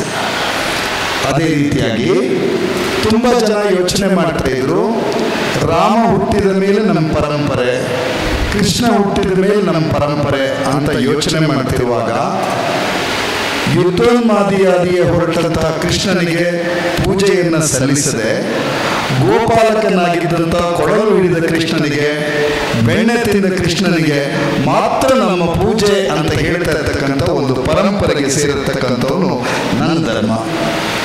ಅದೇ ರೀತಿಯಾಗಿ 4 ಜನ ಕೂತು ಚರ್ಚೆ ಮಾಡಿದಾಗ ತನ್ನ ತಾಯಿಗೋ ಹೆಂಡತಿಗೋ ಅಸಂಬದ್ಧವಾದ ಶಬ್ದವನ್ನು ಹೇಳಿದಾಗ, ಈ ರೀತಿಯಾದ ಅಸಂಬದ್ಧವಾದ ಶಬ್ದವನ್ನು ಹೇಳೋದು ದೇವರು ಮೆಚ್ಚೋದಿಲ್ಲ ಅಂತ ಹೇಳಿ ಸೂಚನೆ ಕೊಟ್ಟಂತಹ ಒಂದು ಪರಂಪರೆಗೆ ಸೇರಿದ್ದು ನನ್ನ ಧರ್ಮ. ಇದನ್ನು ಯಾಕೆ ಇಲ್ಲಿ ನಾನು ಹೇಳಿದೆ ಅಂತಂದರೆ, ತುಂಬ ಸತಿ ಚರ್ಚೆ ಆಗುತ್ತೆ. ಹಿಂದಿನ ಗೋಷ್ಠಿಯಲ್ಲೂ ನಾನು ಗಮನಿಸ್ತಾ ಇದ್ದೆ, ಹಿಂದೂ ಧರ್ಮ ಯಾರು, ಹಿಂದೂ ಧರ್ಮದ ವಕ್ತಾರರು ಯಾರು ಅಂತ. ನಾನು ತುಂಬ ಸ್ಪಷ್ಟವಾಗಿ ಹೇಳ್ತೇನೆ, ಹಿಂದೂ ಧರ್ಮದ ವಕ್ತಾರರು ಹಿಂದಿನ ಗೋಷ್ಠಿಯಲ್ಲಿ ಹೇಳಿದಂತೆ ಅದು ಗಾಂಧಿ ಮತ್ತು ಅಂಬೇಡ್ಕರ್ ಅಂತ ಹೇಳಿ ನಾನು ಹೇಳ್ತಾ, ಮತ್ತು ನಾವು ಇಲ್ಲಿ ಕುಳಿತಿರಬಹುದಾದ ನಾವೆಲ್ಲರೂ ಸಹಿತ ಹಿಂದೂ ಧರ್ಮದಲ್ಲಿ ಇರಬಹುದಾದಂತಹ ಒಳ್ಳೆಯ ಅಂಶಗಳ ವಕ್ತಾರರು ನಾವೇ ಹೊರತು ಆ ಧರ್ಮ, ಆ ಪರಂಪರೆ, ಆ ಸಂಸ್ಕೃತಿಯನ್ನ ರಕ್ಷಿಸುವ, ಬೆಳೆಸುವ ಹೊಣೆಗಾರಿಕೆಯನ್ನ ಯಾರಿಗೂ ಸಹಿತ ಗುತ್ತಿಗೆಯನ್ನ, ವಿಶೇಷವಾಗಿ RSS ನವರಿಗೆ ಆ ಗುತ್ತಿಗೆಯನ್ನ ಕೊಟ್ಟಿಲ್ಲ ಅನ್ನುವಂತಹ ಸ್ಪಷ್ಟತೆಯನ್ನ ನಾವೆಲ್ಲ ತಂದುಕೋಬೇಕು. ನಮಗೊಬ್ಬರು ಆಳುವ ದೊರೆ ಇದ್ದಾರೆ. ಆ ದೊರೆ 10 ವರ್ಷದಿಂದ ಗುಜರಾತಿಂದ ಡೆಲ್ಲಿಗೆ ಬಂದಾಗ ಅದು ಹೇಳ್ತು, ನಾನು ರಾಮನ ಭಕ್ತ ಅಂತ ಹೇಳ್ತು. 5 ವರ್ಷ ಬಿಟ್ಟು 2019ಕ್ಕೆ ಬಂದ ಕೂಡಲೇ ನಾನು ರಾಮನ ಬಂಟ ಹನುಮಂತ ಅಂತ ಹೇಳ್ತು. ನಾವು ಅದಕ್ಕೂ ಚಪ್ಪಾಳೆ ಹೊಡೆದ್ವಿ. ಈಗ ಮೊನ್ನೆ ಎಲೆಕ್ಷನ್ 5ನೇ ಹಂತ ಮುಗಿದ ಮೇಲೆ ಹೇಳ್ತಾ ಇದೆ, ನಾನೇ ರಾಮ ಅಂತ. ಈಗ ಹೇಳ್ತಾ ಇದೆ ನಾನೇ ರಾಮ. ಇಂತಹ ಪರಿಸ್ಥಿತಿಯೊಳಗೆ ನಾವೆಲ್ಲ ಇದ್ದೀವಿ. ನಾನು ಅಲ್ಲಮ ಬಳಸಿದ ತೋರಂಬ ಭಕ್ತಿ ಇತ್ತಲ್ಲ, ಅದು ಏನಾದರೂ ಈಗ ತುಂಬ ಆಪ್ಟ್ ಆಗ್ತಾ ಇದ್ರೆ, ಅದಕ್ಕೆ ಉಪಮೆಗಳು ಸಿಗ್ತಾ ಇದ್ರೆ, ಅದು ವರ್ತಮಾನದ ಸಂದರ್ಭದ ಧರ್ಮ ರಾಜಕಾರಣದಲ್ಲಿ. ಹೆಂಗೆ ಅಂತ ಹೇಳಿದ್ರೆ, ನಾವೇನಾದರೂ ಒಳ್ಳೆ ಕೆಲಸ ಮಾಡಬೇಕಾದ್ರೆ ಊರು ದೇವರ ಹತ್ರ ಹೋಗಿ ನಮಸ್ಕಾರ ಮಾಡಿ ಬನ್ನಿ ಅಂತ ಹೇಳಿ ನಮ್ಮ ಗೆಳೆಯರ ಹತ್ರ ಹೌದು ಕಣ ನಾನು ಊರು ದೇವರಿಗೆ ಹೋಗಿ ನಮಸ್ಕಾರ ಮಾಡಿ ಬಂದ್ರಿ ಅಂದರೆ ಅವನು ಹೇಳ್ತಾನೆ, ನೀನು ನಮಸ್ಕಾರ ಮಾಡಿ ಬಂದರೆ ಸಾಲದು, ಒಂದು ವಿಡಿಯೋ ಬೇಕು ನಮಗೆ. ಇವತ್ತು ನಮ್ಮ ಭಕ್ತಿಗೆ ಸಾಕ್ಷ್ಯವನ್ನು ಕೇಳ್ತಾ ಇರ್ತಕ್ಕಂಥ ಪರಿಸ್ಥಿತಿ ಒಳಗಡೆ ನಾವೆಲ್ಲ ಬಂದು ನಿಂತಿದ್ದೀವಿ. ಹೀಗಿರ್ತಕ್ಕಂಥ ಹೊತ್ತಿನಲ್ಲಿ ಈ ಧರ್ಮ ರಾಜಕಾರಣ, ಪ್ರಜಾಪ್ರಭುತ್ವ ಮತ್ತು ಚುನಾವಣೆಯಲ್ಲಿ ಹೇಗೆ ಬರುತ್ತೆ ಅಂತಂದ್ರೆ, ಒಬ್ಬ ರಾಜಕಾರಣಿ ಇದ್ರು, ಅವರು ಹೋಗ್ಬಿಟ್ಟು ಮಂಗಳೂರಿನಂತ ಊರಿನಲ್ಲಿ ಭಾಷಣ ಮಾಡ್ತಾ ಹೇಳಿದ್ರು, ಈ ಬಾರಿಯ ಚುನಾವಣೆ ಅಲ್ಲಾ ವರ್ಸಸ್ ರಾಮನ ಚುನಾವಣೆ ಅಂತ ಅಂದ್ರು. ನಾನು ನಿರಂಜನಾರಾಧ್ರೆ ಇವರು ಅಲ್ಲಾ ವರ್ಸಸ್ ರಾಮ, ಅರೆ Congress versus BJP, BJP versus Janata Dal, Janata Dal versus communist ಇವೆಲ್ಲ ಕೇಳಿದ್ವಿ. ಇದು ಯಾವುದಪ್ಪ ರಾಮ ವರ್ಸಸ್ ಅಲ್ಲನ್ ಚುನಾವಣೆ ಅಂತೇಳಿ ಒಂದು ಸ್ಪಷ್ಟೀಕರಣ ಇರಲಿ ಅಂತ ಹೇಳಿ ಅಲ್ಲಿರ್ತಕ್ಕಂಥ ದೈವಗಳನ್ನೆಲ್ಲ ನಂಬಿಕೊಂಡು, ಭೂತಾರಾಧನೆಯ ಸಂಸ್ಕೃತಿಯನ್ನು ನಂಬಿಕೊಂಡು ನಾನು ಮಾತಾಡ್ತಾ ಹೇಳಿದೆ, ಪುಣ್ಯಾತ್ಮ ಇದು ಅಲ್ಲಾ ವರ್ಸಸ್ ರಾಮನ ಚುನಾವಣೆ ಅಲ್ಲ. ಪಂಜುರುಳಿ, ಚೌಡಿ, ಮಾರಿ, ಕೊಟ್ಟೂರೇಶ್ವರ, ಬಸವೇಶ್ವರ, ಜೀಸಸ್, ಮಹಾವೀರ, ಬುದ್ಧ, ಅಲ್ಲ, ರಾಮ, ಕೃಷ್ಣ ಎಲ್ಲರೂ ಸೇರಿ ಆಶೀರ್ವಾದ ಮಾಡ್ತಕ್ಕಂಥ ಚುನಾವಣೆ ಅಂತ ಅಂದೆ. ಸ್ಪಷ್ಟೀಕರಣ ಕೊಟ್ಟಿದ್ದು ನಾನು, ಆದರೆ ಎಡಿಟ್ ಮಾಡೋದು ಅವರಲ್ವಾ. ಅವ್ರು ಏನು ಮಾಡಿದ್ರು ಅಂತಂದ್ರೆ, ನಾನಲ್ಲಿ ಬೇರೆ ಪಂಜುರ್ಲಿ, ಮಾರಿಕಾಂಬ, ಕೊಟ್ಟೂರೇಶ್ವರ ಬಿಟ್ಟಿದ್ದನ್ನೆಲ್ಲ ತೆಗೆದು ಅಲ್ಲ ವರ್ಸಸ್ ರಾಮನ ಚುನಾವಣೆ ಅಂತ ಹೇಳಿದ್ದಾರೆ ನೋಡಿ ಅಂತ ವೈರಲ್ಲೋ ವೈರಲ್. ಯಾವ ರೀತಿಯಾದ ಧರ್ಮ ಮತ್ತು ಈ ನಂಬಿಕೆಗಳು ಜನರ ನಡುವೆ ಚುನಾವಣೆಯಲ್ಲಿ ಇಂಪಾರ್ಟೆನ್ಸ್ ಗಳಿಸಿದೆ ಅಂದರೆ, ನನ್ನ ಹತ್ತಿರದವರು, ನನ್ನ ಸಂಬಂಧಿಕರು, ನನ್ನ ಬಂಧು ಬಳಗದವರು ಸಹಿತ ನೀನು ಹಿಂಗೆ ಹೇಳ್ತೀಯಾ ಅಂತ ನನ್ನನ್ನು ಕೇಳೋದ್ರೊಳಗಡೆ ನೀನು ಹಿಂಗೆ ಹೇಳಬಾರದಿತ್ತು. ಇದು ಧರ್ಮ ವಿರೋಧ, ಇದು ದೈವ ವಿರೋಧ, ಇದು ಸಂಸ್ಕೃತಿ ವಿರೋಧ, ಇದು ಸಂವಿಧಾನ ವಿರೋಧ ಅಂತಲೂ ಹೇಳಿ ನಮಗೆ ಹೇಳ್ತಕ್ಕಂಥ ಸಂದರ್ಭದೊಳಗೆ ನಾವು ಬಂದು ಈ ಚುನಾವಣೆಯನ್ನು ಎದುರಿಸ್ತಾ ಇದ್ದೀವಿ. ಎಂತಹ ರೀತಿಯ ಚುನಾವಣೆಗಳನ್ನು ಎದುರಿಸ್ತಾ ಇದ್ದೀವಿ ನೀವು ನೋಡಿ. ಚುನಾವಣೆಯಲ್ಲಿ ನಮ್ಮ ಮಹಾದೊರೆಗಳು, ಯಾರು ಗಲಾಟೆ ಮಾಡಬೇಡಿ, ಯಾಕ್ರಿ ಪ್ರಧಾನಿ ಮಹಾದೊರೆಗಳು ಅಂತ ಹೇಳ್ತೀರಿ ಅಂತ, ಇರಲಿ ಅವರು ದೊರೆಗಳ ಥರನೇ ಇದ್ದಾರೆ. ನಾವು ಹಿಂದೆಲ್ಲ ಕೃಷ್ಣದೇವರಾಯ ಈ ರೀತಿ ಸಿನಿಮಾಗಳ, ನೃಪತುಂಗ ಈ ರೀತಿ ಸಿನಿಮಾ ಎಲ್ಲ ನೋಡುವಾಗ ರಾಜ ಎಲ್ಲರೂ ಊರ ದೇವರನ್ನ, ರಾಜ ಗುರುವನ್ನ, ರಾಜ ದೇವತೆಯನ್ನ, ರಾಜರಾಜೇಶ್ವರಿಯನ್ನ ಪೂಜೆ ಮಾಡುವಾಗ ಯಾವ ರೀತಿ ಬಂದರೋ ಅದೇ ರೀತಿಯಾಗಿ ಸಂವಿಧಾನ ಸ್ವೀಕಾರ ಮಾಡಿ 75 ವರ್ಷದ ಮೇಲೆ ನಮ್ಮ ದೇಶದ ಪ್ರಧಾನಮಂತ್ರಿಗಳು ಅದು ಸ್ಲೋ ಮೋಷನ್ನಲ್ಲಿ ಹೆಜ್ಜೆ ಮೇಲೆ ಹೆಜ್ಜೆ ಇಟ್ಟು ಗಂಭೀರವಾಗಿ ಹೋಗಿ ಅವ್ರ ಶಿಷ್ಯರುಗಳೆಲ್ಲ ಅದೇ ಟೈಮಲ್ಲಿ ನಮ್ಮನೆಗೂ ಬಂದಿತ್ತು. ಬಂದವರು ಬಾಲನ್ಸರ್ ಏನು ಮಾಡಿದ್ರು ಅಂದರೆ, ಹಿಂದುಗಡೆ 10 ಮೊಬೈಲ್ ಆನ್ ಮಾಡಿ ಇಟ್ಕೊಂಡಿದ್ದಾರೆ. ಏನು ಅಂತ ನಾನು ಹಿಂದಿನ ದಿವಸ ಎಲ್ಲೋ ಹೇಳಿದ್ದೆ, ಇದು ಮಂತ್ರಾಕ್ಷತೆ ಅಲ್ಲಪ್ಪ, ಚುನಾವಣೆ 4 ತಿಂಗಳಿದೆ, ಇದು ತಂತ್ರಾಕ್ಷತೆಯನ್ನು ಕೊಡ್ತಾ ಇದ್ದಾರೆ, ಇದು ಚುನಾವಣೆಯ ತಂತ್ರಾಕ್ಷತೆ ಅಂತ ಅಂದಿದ್ದೆ. ಅದನ್ನು ಇವ್ರು ಏನಾದ್ರು ಹೇಳಿಬಿಟ್ರೆ ಡಾಕ್ಯುಮೆಂಟ್ ಕ್ರಿಯೇಟ್ ಮಾಡಿ ಇವ್ರನ್ನ ಧರ್ಮ ವಿರೋಧಿ ಅಂತ ಮಾಡಬೇಕು ಅಂತೇಳಿ ಸುತ್ತ 10 ವಿಡಿಯೋ ಹಿಡ್ಕೊಂಡು ಮಂತ್ರಾಕ್ಷತೆ ತಗೊಂಡು ನಮ್ಮ ಮನೆಗೆ ಬಂದಿದೆ. ತಗೊಳ್ಳಿ ಸ್ವಾಮಿ ಮಂತ್ರಾಕ್ಷತೆ ಅಂತ. ನಾನು ತಗೊಂಡೆ ಭಕ್ತಿಯಿಂದ, ತೋರುಂಬ ಭಕ್ತಿಯಿಂದ ತಗೊಂಡು ಕೇಳಿದೆ, ತಮ್ಮ ಇದನ್ನ ಏನು ಮಾಡಬೇಕು ಅಂತ, ಏನಾರು ಮಾಡಿ ಅಂತ. ನೋಡು, ಹಂಗೆಲ್ಲ ಮಾಡೋಕ್ಕಾಗಲ್ಲ. ನಮ್ಮ ಸಂಸ್ಕೃತಿಯಲ್ಲಿ ಒಂದು ಪದ್ಧತಿ ಇದೆ, ಅದೇನು ಅಂದರೆ, ಈ ರೀತಿ ನೀವು ಮಂತ್ರಾಕ್ಷತೆ ಅಂತ ಕೊಟ್ಟ ಮೇಲೆ ಇದನ್ನು ನಾವು ನೆಲಕ್ಕೆಲ್ಲ ಚೆಲ್ಲಂಗಿಲ್ಲ. ಚೆಲ್ಲಿದ್ರೆ ಇದು ಮಂತ್ರಾಕ್ಷತೆ, ನಿಮ್ಮ ತಂತ್ರಾಕ್ಷತೆ ಸಸ್ಯವಾಗಿ ಹುಟ್ಟೋದಿಲ್ಲ, ಎಲೆಯಾಗಿ ಬರೋದಿಲ್ಲ, ತರಕಾರಿ ಆಗೋದಿಲ್ಲ, ಭತ್ತ ಬೆಳೆಯೋದಿಲ್ಲ, ಮತ್ತೇನು ಮಾಡ್ತೀರಿ? ನೋಡುವ ಒಂದು ಪದ್ಧತಿ ಇದೆ. ಅದೇನು, ಇದನ್ನು ತೆಗೆದು ನಮ್ಮ ತಲೆ ಮೇಲೆ ಇಟ್ಕೊಂಡು ಮತ್ತೆ ಎಲ್ಲರೂ ಬಿದ್ದೋಗ್ಲಿ, ಎಲ್ಲರಿಗೂ ಶ್ರೇಯಸ್ಸಾಗಲಿ, ಜಗತ್ತಿಗೆಲ್ಲ ಒಳ್ಳೇದಾಗಲಿ. ಜಗತ್ತಿಗೆಲ್ಲ ಇಲ್ಲ, ಭಾರತಕ್ಕೆ ಒಳ್ಳೇದಾಗಲಿ. ಸಂತೋಷಪ್ಪ, ಭಾರತಕ್ಕೆ ಒಳ್ಳೇದಾಗಲಿ ಅಂತ ಕೇಳ್ಕೊಳ್ಳೋಣ. ಕೇಳಿ, ಹಂಗೆ ಕೇಳಿ ಅಂದ. ಇಲ್ಲಪ್ಪ, ಇನ್ನೊಂದು ಪದ್ಧತಿ ಇದೆ ಅಂದೆ. ಏನು ಅಂದ, ನೋಡಿ, ಇದನ್ನು ಕೊಟ್ಟಿದ್ದನ್ನು ಅಲ್ಲಿ ಇಲ್ಲಿ ಚೆಲ್ಲಿ ಹಾಳು ಮಾಡಬಾರದು. ಇದನ್ನು ಏನು ಮಾಡಬೇಕು ಅಂದರೆ, ಸರ್ಕಾರ ಕೊಟ್ಟಿರ್ತಕ್ಕಂಥ ಅನ್ನಭಾಗ್ಯದ ಅಕ್ಕಿಯ ಒಳಗೆ ಮಿಶ್ರಣ ಮಾಡಿ ಇದರಿಂದ ಅನ್ನ ಅಥವಾ ಪಾಯಸವನ್ನು ತಯಾರು ಮಾಡಿ ಸರ್ಕಾರ ಕೊಟ್ಟಿರುವ ಉಚಿತ ಬಸ್ ಪ್ರಯಾಣದ ಒಳಗಡೆ ಮಾರನೇ ದಿವಸ ಊಟ ಮಾಡಿ ಯಾತ್ರೆ ಹೋಗಿ ಬರಬೇಕು. ಇದು ಕಡೆ ಈ ಮಂತ್ರಾಕ್ಷತೆಯ ಮಹತ್ವ. ನಾವು ವಿಡಿಯೋ ಎಲ್ಲ ಆನ್ ಮಾಡ್ಕೊಂಡಿದ್ರಲ್ಲ, ಈ ಹುಡುಗರಿಗೆ ಕೇಳಿದೆ, ಇದನ್ನೆಲ್ಲ ಕಡೆ ಹಾಕ್ತೀರಿ? ನಾನು ಇಲ್ಲ, ಇದು ಸ್ವಲ್ಪ ನಮ್ಮ ಮೈನಸ್ ಆಗ್ತದೆ, ಹಾಕಲ್ಲ ಅಂತ. ಇದು ಸ್ವಲ್ಪ ನಮಗೆ ಮೈನಸ್ ಆಗ್ತದೆ, ಹಾಕೋದಿಲ್ಲ ಅಂತ. ಯಾವ ರೀತಿಯಾದ ವಿಚಿತ್ರವಾದ ಸಂದರ್ಭ ಬಂದಿದೆ ಅಂದ್ರೆ, ಎಲ್ಲ ರಾಜಕಾರಣಿಗಳು ಸಹಿತ ಇವತ್ತು ಒಂದು ಧರ್ಮದ ವಿಚಾರಗಳನ್ನು ಹೊರತುಪಡಿಸಿ ಬದುಕಿನ ವಿಚಾರವನ್ನು ಮಾತಾಡಲಿಕ್ಕೆ ಯಾವ ಚುನಾವಣೆಯಲ್ಲಿ ಯಾರೂ ಸಹಿತ ತಯಾರಿಲ್ಲದ ಪರಿಸ್ಥಿತಿ ಇದೆ. ಕೇಸರಿ ಹಲವು ಸಿನಿಮಾ ತೋರಿಸಿದ್ರು ರೈತ ಸತ್ಯಾಗ್ರಹದ ಬಗ್ಗೆ. ರೈತ ಸತ್ಯಾಗ್ರಹ ಸಿನಿಮಾ ತೋರಿಸಿ ಕೊಪ್ಪಳದಲ್ಲಿ ಚುನಾವಣೆ ಮಾಡೋಣ ಅಂದ್ರೆ ಯಾವ ರಾಜಕೀಯ ಪಕ್ಷದವರು ತಯಾರಿಲ್ಲ. ಅದೆಲ್ಲ ಆಗಲ್ಲ. ಮತ್ತೇನ್ ಮಾಡ್ತೀರಿ? ನಾವೊಂದು 5 ಜನ ಪೀಠಾಧಿಪತಿಗಳಿಗೆ ಹೋಗ್ತೀವಿ, ಅವ್ರಿಗೆ ಕಾಲಿಗೆ ಅಡ್ಡ ಬೀಳ್ತೀವಿ, ಸಾಧ್ಯವಾದ್ರೆ ಅವರು ಕಂಟು ಮಟ್ಟ ಹೂ ತುಂಬಿಸ್ತೀವಿ, ದೊಡ್ಡ ಹಾರ ಹಾಕ್ತೀವಿ, ಈಚೆಗೆ ಬಂದು ಮಸೀದಿಗೆ ಹೋಗಿ ಮೌಲ್ವಿಗೆ ನಮಸ್ಕಾರ ಮಾಡ್ತೀವಿ, ಅಲ್ಲಿ ಹೋಗಿ ಪಾದ್ರಿಗೆ ನಮಸ್ಕಾರ ಮಾಡ್ತೀವಿ, ಈ ರೀತಿ ಮಾಡಿ ರಾಜಕಾರಣ ಮಾಡ್ತೀವಿ ಅಂತ ಒಬ್ರು ಹೇಳಿ. ಮತ್ತೊಬ್ರು ಅಂತೂ ಗಟ್ಟಿಯಾಗಿ ಹೇಳಿದ್ರು, ಬೆಳಿಗ್ಗೆ ನಮ್ಮ ಜಸ್ಟಿಸ್ ಅವರು ಹೇಳಿದ್ರಲ್ಲ, ಯಾವ ರೀತಿ ಅಂದ್ರೆ ಸಂವಿಧಾನವನ್ನ ಬದಲಾಯಿಸಕ್ಕೆ ಬರೋದೇ ನಮ್ಮ ಉದ್ದೇಶ ಅಂತ ಅಂದ್ರು. ಅವರಿಗೆ ಧರ್ಮ ರಾಜಕಾರಣ ಅಂತ ಹೇಳೋ, ಸಂವಿಧಾನ ಅಂತ ಹೇಳೋ, ಆ ಪಕ್ಷದ ಅನಿವಾರ್ಯತೆ ಅಂತ ಹೇಳೋ ಅವ್ರಿಗೆ ಟಿಕೆಟ್ ಕೊಡ್ಲಿಲ್ಲ. ಗ್ರಾಚಾರ ನೋಡಿ, ಈ ಪಠ್ಯ ಪುಸ್ತಕ ಎಲ್ಲ ತಿರುಗಣೆ ಮಾಡೋಕ್ಕೆಲ್ಲ ಕಾರಣ ಆಗಿದ್ರಲ್ಲ, ಅವ್ರಿಗೆ MP ಟಿಕೆಟ್ ಕೊಡ್ತು.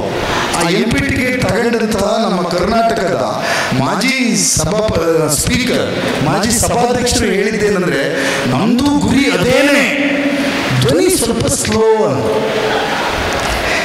ನನ್ನ ಉದ್ದೇಶನೂ ಸಂವಿಧಾನದ ಬದಲಾಯಿಸದೆ, ಆದರೆ ನನ್ನ ಧ್ವನಿ ಸ್ವಲ್ಪ ಸಣ್ಣಕ್ಕೆ ಅಂತ. ಅದನ್ನ ನಮ್ಮ ಕರ್ನಾಟಕದ ಮಾಜಿ ಸಭಾಧ್ಯಕ್ಷರು ಹೇಳಿದ್ರು. ಮತ್ತು ಸಭಾಧ್ಯಕ್ಷ ಪೀಠಕ್ಕೆ ಭಾರಿ ಗೌರವದಿಂದ ಹೇಳ್ತೇನೆ, ಸಂವಿಧಾನ ರಚನೆ ಆದ್ಮೇಲೆ ನಮಗೆ ನಿಮಗೆ ಎಲ್ಲ ಕೈಗೆ ಒಂದು ಬದುಕುವ ಧರ್ಮ ಸಿಕ್ತು ಅನ್ನೋದನ್ನ ನಾವು ನೀವು ಎಲ್ಲ ಪ್ರತಿಪಾದಿಸ್ತಿರೋ ಹೊತ್ತಿನಲ್ಲಿ ಕರ್ನಾಟಕ ವಿಧಾನಸಭೆ ಒಳಗಡೆ ಕಳೆದ ಬಾರಿ ಒಂದು ವ್ಯವಸ್ಥಿತವಾದ ಸಂಚು ನಡೆಯಿತು. ಅದೇನು ಅಂತಂದ್ರೆ, ಬಾಬಾ ಸಾಹೇಬ್ ಅಂಬೇಡ್ಕರ್ ಪ್ರಣೀತವಾದ ಸಂವಿಧಾನ ಏನು ನಮ್ಮ ಕೈಲಿದೆ, ಆ ಸಂವಿಧಾನ ರಚನೆಯ ಬಗ್ಗೆ ಅದಕ್ಕೆ ಒಂದು ಹೊಸ ವ್ಯಾಖ್ಯಾನ, ಹೊಸ ಇತಿಹಾಸವನ್ನ ಸೃಷ್ಟಿ ಮಾಡತಕ್ಕಂಥ ಪ್ರಯತ್ನದಲ್ಲಿ ಕರ್ನಾಟಕ ವಿಧಾನಸಭೆಯಲ್ಲಿ 10 ದಿನಗಳ ಕಾಲ ವಿಶೇಷವಾದ ಒಂದು ಸದನ ಸೆಷನ್ ನಡೆದಿತ್ತು ಅನ್ನೋದನ್ನ ನಾವೆಲ್ಲ ಮರೆತು ಬಿಡತಕ್ಕಂಥ ಸಂದರ್ಭದಲ್ಲಿದ್ದೇವೆ. ಅದರ ಇಡೀ ಪುಸ್ತಕವನ್ನ ತರಿಸಿದ್ದೀನಿ. ಮಧ್ಯೆ ಎಲ್ಲರೂ ಉತ್ತರ ಕನ್ನಡದ ಅಭ್ಯರ್ಥಿ ಆಗಿದ್ರಲ್ಲ, ಅವ್ರು ಮಧ್ಯೆ ಹೇಳೋದು ಎಲ್ಲ ಕಡೆ ಅಲ್ಲ, ಅದು ಸಂವಿಧಾನ ಗೊತ್ತಲ್ಲ ನಿಮಗೆ, ಅದೇನು ಕ್ರೆಡಿಟ್ ಯಾರೋ ಒಬ್ಬರಿಗೆ ಹೋಗ್ಬೇಕಾಗಿಲ್ಲ. ಅಂದ್ರೆ ಅವ್ರ ಉದ್ದೇಶ ಏನು ಅಂದ್ರೆ, ಬಾಬಾ ಸಾಹೇಬ್ ಅಂಬೇಡ್ಕರ್ ಏನು ಕ್ರೆಡಿಟ್ ಅನ್ನ ನಮ್ಮ ಕಾನ್ಸ್ಟಿಟ್ಯೂನ್ಸ್ ಅಸೆಂಬ್ಲಿ ಕೊಟ್ಟಿದೆ ಅದು ಹೋಗಬಾರ್ದು, ಅದು ಅಲ್ಲ ಅಂತ ಮರುನಿರೂಪಿಸೋದಕ್ಕೆ ಪದೇ ಪದೇ ಹೇಳೋದು. ಪುಣ್ಯಾತ್ಮಕ್ಕೆ ಹೆಸರು ಹಾಕೊಂಡು ಇಲ್ಲ ಅಷ್ಟೇ, ಅದು ಒಬ್ಬರಿಗೆ ಕ್ರೆಡಿಟ್ ಹೋಗಬಾರ್ದಲ್ಲ. ಯಾಕೆ ಈ ಮಾತನ್ನ ನಾನು ನಿಮಗೆ ತುಂಬಾ ಸ್ಪಷ್ಟವಾಗಿ ಹೇಳ್ತಾ ಇದ್ದೀನಿ ಅಂದ್ರೆ, ನಾವು ನೀವು ಎಲ್ಲರೂ ಸಹಿತ ಕುಳಿತವರು ತುಂಬಾ ಸ್ಪಷ್ಟವಾಗಿ ಹೇಳ್ತೇನೆ. ನಾನು ಪ್ರಾರಂಭದಲ್ಲಿ ಹೇಳಿದ್ರಲ್ಲ, ಕೆಲವರು ರಾಮನ ಒಕ್ಕಲಾಗಿ, ಕೆಲವರು ಕೃಷ್ಣನ ಒಕ್ಕಲಾಗಿ, ಕೆಲವರು ಊರಿನ ಇನ್ಯಾವುದೋ ಅವಧೂತ, ಇವರೆಲ್ಲ ಧರ್ಮ ಸುಧಾರಕರ ಹೆಸರಿನಲ್ಲಿ ಬಂದಂತ ಧರ್ಮಗಳ ಹೆಸರಿನಲ್ಲಿ ನಮಗೆ ಹುಟ್ಟು ಪರಂಪರೆ ಅಂತ ಹೇಳಿದ್ರೆ, ಇಡೀ ಭಾರತದ ಜನ ಒಂದು ಸಂಗತಿಯನ್ನು ಸ್ಪಷ್ಟವಾಗಿ ಹೇಳಬೇಕು, ನಮ್ಮೆಲ್ಲರ ಹುಟ್ಟು ಪರಂಪರೆ ಸಂಸ್ಕೃತಿ ಮೂಲ ಪ್ರಾರಂಭವಾಗಿದ್ದು ನಮ್ಮ ಸಂವಿಧಾನದಿಂದ ಅನ್ನುವಂಥ ಸಂಗತಿಯನ್ನ ನಾವು ಸ್ಪಷ್ಟವಾಗಿ ಹೇಳಬೇಕು. ಅದನ್ನೇ ಬಾಲನ್ ಸರ್ ಬಾರಿ ಖೇದದಿಂದ ಹೇಳಿದ್ರು, ನಾವು ಮೂಲವನ್ನ ಎಲ್ಲಿಗೋ ಹುಡ್ಕೊಂಡು ಹೋಗ್ತಾ ಇದ್ದೀವಿ. ಎಂತೆಂಥದಕ್ಕೆ ಹುಡ್ಕೊಂಡು ಹೋಗ್ತಿದ್ದೀವಿ ಅಂತಂದ್ರೆ ನೋಡಿ, ಅದರ ಒಂದು ರೂಪಕವಾಗಿನೇ ಕಳೆದ ಬಾರಿ ಒಂದು 5 ವರ್ಷದ ಹಿಂದೆ ಲೋಕಸಭೆ ಚುನಾವಣೆ ಬಂದಾಗ ಗುಹೆ ಒಳಗೆ ಕೂತ್ಕೊಂಡಿದ್ರು. ನಮ್ಮ ಅಮ್ಮ, ನಮ್ಮ ಅಕ್ಕ, ಇವರೆಲ್ಲರೂ ಸಹಿತ ಪುಲ್ವಾಮಾದ ಸೈನಿಕರು ಸತ್ತೋಗಿದ್ದು ಮರ್ತೋಯ್ತು, ನೋಟ್ಬಂದಿ ಸಮಸ್ಯೆ ಮರ್ತೋಯ್ತು, ನಿರುದ್ಯೋಗದ ಸಮಸ್ಯೆ ಮರ್ತೋಯ್ತು. ಅಯ್ಯೋ, ದೇಶಕ್ಕಾಗಿ ಎಷ್ಟು ಚೆನ್ನಾಗಿ ತಪಸ್ ಮಾಡ್ತಾ ಕೂತಾರೆ ನಮ್ಮ ಪ್ರಧಾನಮಂತ್ರಿ ಅಂತ. ನಮ್ಮ ಅಕ್ಕ, ನಮ್ಮ ಅಮ್ಮನನ್ನು ಸಹಿತ ಈ ವಿಚಾರದಲ್ಲಿ, ಅಯ್ಯೋ ಮೂರ್ಖ ಶಿಖಾಮಣಿ, ಅವ ಅಲ್ಲಿ ಕೂರೋ ಅವಶ್ಯಕತೆ ಇಲ್ಲ, ಅವ ಪಾರ್ಲಿಮೆಂಟ್ ಅಲ್ಲಿ ಕುತ್ಕೋಬೇಕು, ಸೆಕ್ರೆಟರಿಯೇಟ್ ಅಲ್ಲಿ ಕುತ್ಕೋಬೇಕು, ಕ್ಯಾಬಿನೆಟ್ ಮಿನಿಸ್ಟ್ರಿಗಳು ಲೀಡ್ ಮಾಡಬೇಕು, ಅವ್ರಿಗೆ ಮಾರ್ಗದರ್ಶನ ಮಾಡಬೇಕು ಅಂದ್ರೆ ಹೇಳಿದ್ರೆ ನಮ್ಮ ಅಕ್ಕ, ನಮ್ಮ ಅಜ್ಜಿ ಕೇಳಂಗಿಲ್ಲ. ನಮ್ಮ ಅಜ್ಜಿ ಈ ಧರ್ಮ ರಾಜಕಾರಣದ ಭಾಗವಾಗಿ ಯೋಚನೆ ಮಾಡ್ತಾ ಇತ್ತು. ನಮ್ಮ ಅಜ್ಜಿ ಹೇಳ್ತು, ನೋಡು ಹೆಂಗ್ ತಪಸ್ಸು ಕೂತ್ಕೊಂಡ್ಬಿಟ್ಟಿದ್ದಾನೆ. ಯಾವ ಮಹಾಮಹಿಮರು ಕೂತಿದ್ರೆ ಹೇಳು, ನೆಹರು ಕೂತಿದ್ನ, ಲಾಲ್ ಬಹದ್ದೂರ್ ಶಾಸ್ತ್ರಿ ಕೂತಿದ್ರ, ಮನಮೋಹನ್ ಸಿಂಗ್ ಕೂತಿದ್ರ, ದೇವೇಗೌಡರು ಕೂತಿದ್ರ, ದೇವಿಲಾಲ್ ಕೂತಿದ್ರ, ಇವ್ರು ಯಾರು ಕೂತಿರಲಿಲ್ಲ. ಇವ್ರು ನೋಡು ಗುಹೆಯಲ್ಲೂ ಕೂತಿದ್ದಾರೆ, ಎಷ್ಟು ಕಷ್ಟಪಡ್ತಾ ಇದ್ದಾರೆ. ಯಾಕೆ ಅಂದರೆ ನನ್ನ ಅಕ್ಕಂದ್ರಿಗೆ, ನನ್ನ ಅಜ್ಜಿಗೆ, ನಮ್ಮ ಕುಟುಂಬಸ್ಥರಿಗೆ ಅವರಿಗೆಲ್ಲ ಅನಿಸಿದ್ದು ಬದುಕಿನ ರಾಜಕಾರಣ, ಅವರ ಮಕ್ಕಳ ಉದ್ಯೋಗದ ರಾಜಕಾರಣ, ವಿದ್ಯಾಭ್ಯಾಸದ ರಾಜಕಾರಣ, ಆರೋಗ್ಯದ ರಾಜಕಾರಣ ಗೌಣವಾಯಿತು. ಧರ್ಮದ ಹೆಸರಲ್ಲಿ ಬಂದಂತಹ ತೋರುಂಬ ಭಕ್ತಿಯ ವ್ಯಕ್ತಿಗಳ ರಾಜಕಾರಣ ಮುಖ್ಯ ಅಂತ ಕೊಡ್ತಾ ಇರ್ತಕ್ಕಂಥ ಹೊತ್ತಿನಲ್ಲಿ ನಾವು ಮತ್ತೆ ಮುನ್ನೆಲೆಗೆ ಅಂಬೇಡ್ಕರ್ ಮತ್ತು ಗಾಂಧಿಯನ್ನು ತರಬೇಕು. ನಾನು ಅದನ್ನು ಮುಷ್ಟಿ ದೇವನೂರು ಮಹಾದೇವರ ಶಬ್ದದಿಂದ ನಾನು ತಗೊಳ್ತೇನೆ. ಅದೇನು ಅಂತಂದರೆ ಅನ್ಟಚಬಿಲಿಟಿ ಅಥವಾ ಯಾವುದೇ ರೀತಿ ಅಸಮಾನತೆಯನ್ನು ಗಾಂಧಿ ಘೋರವಾದ ಪಾಪ ಅಂತ ಅಂದರು. ಅಂಬೇಡ್ಕರ್ ಅದು ಪಾಪ ಮಾತ್ರ ಅಲ್ಲ, ವೈಲೇಷನ್ ಆಫ್ ಕಾನ್ಸ್ಟಿಟ್ಯೂಷನ್ ಮತ್ತು ಅಪರಾಧ ಅಂತ ಅಂದರು. ಎರಡೂ ಸಹಿತ ನಮ್ಮ ಹೃದಯದ ಧ್ವನಿ ಆಗಲೇಬೇಕು. ಯಾಕೆ ಅಂದರೆ ಯಾವುದೇ ರೀತಿಯ ಧರ್ಮ ರಾಜಕಾರಣದ ಭಾಗವಾಗಿರೋರಿಗೆ ಟಾರ್ಗೆಟ್ ಯಾರು ಅಂದರೆ ಧಾರ್ಮಿಕ ಸುಧಾರಣವಾದಿಗಳು.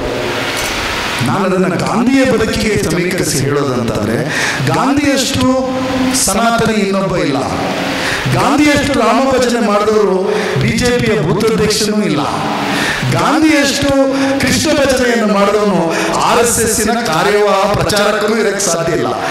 ಆದರೆ ಗಾಂಧಿಯನ್ನು ಒಪ್ಪದ RSS ವಾದಿ ಗೋಡ್ಸೆಗೆ ಗಾಂಧಿಗೆ ಗುಂಡಿಕ್ಕಬೇಕು ಅಂತ ಅನ್ನಿಸ್ತು. ಯಾಕೆಂದ್ರೆ ಗಾಂಧಿ ಧರ್ಮದ ಸುಧಾರಣವಾದಿಯಾಗಿದ್ದರು ಅನ್ನೋದನ್ನ ಯೋಚನೆ ಮಾಡಿಕೊಡ್ತಾ ಗೋಡ್ಸೆ ಪದೇ ಸಹಿತ ನಾವೆಲ್ಲ ಕಡೆ ಮಾತಾಡ್ತಿದ್ದೀವಿ. ಗಾಂಧಿಯನ್ನು ಕೊಂದದ್ದು ಗೋಡ್ಸೆ ಅಂತೇಳಿ.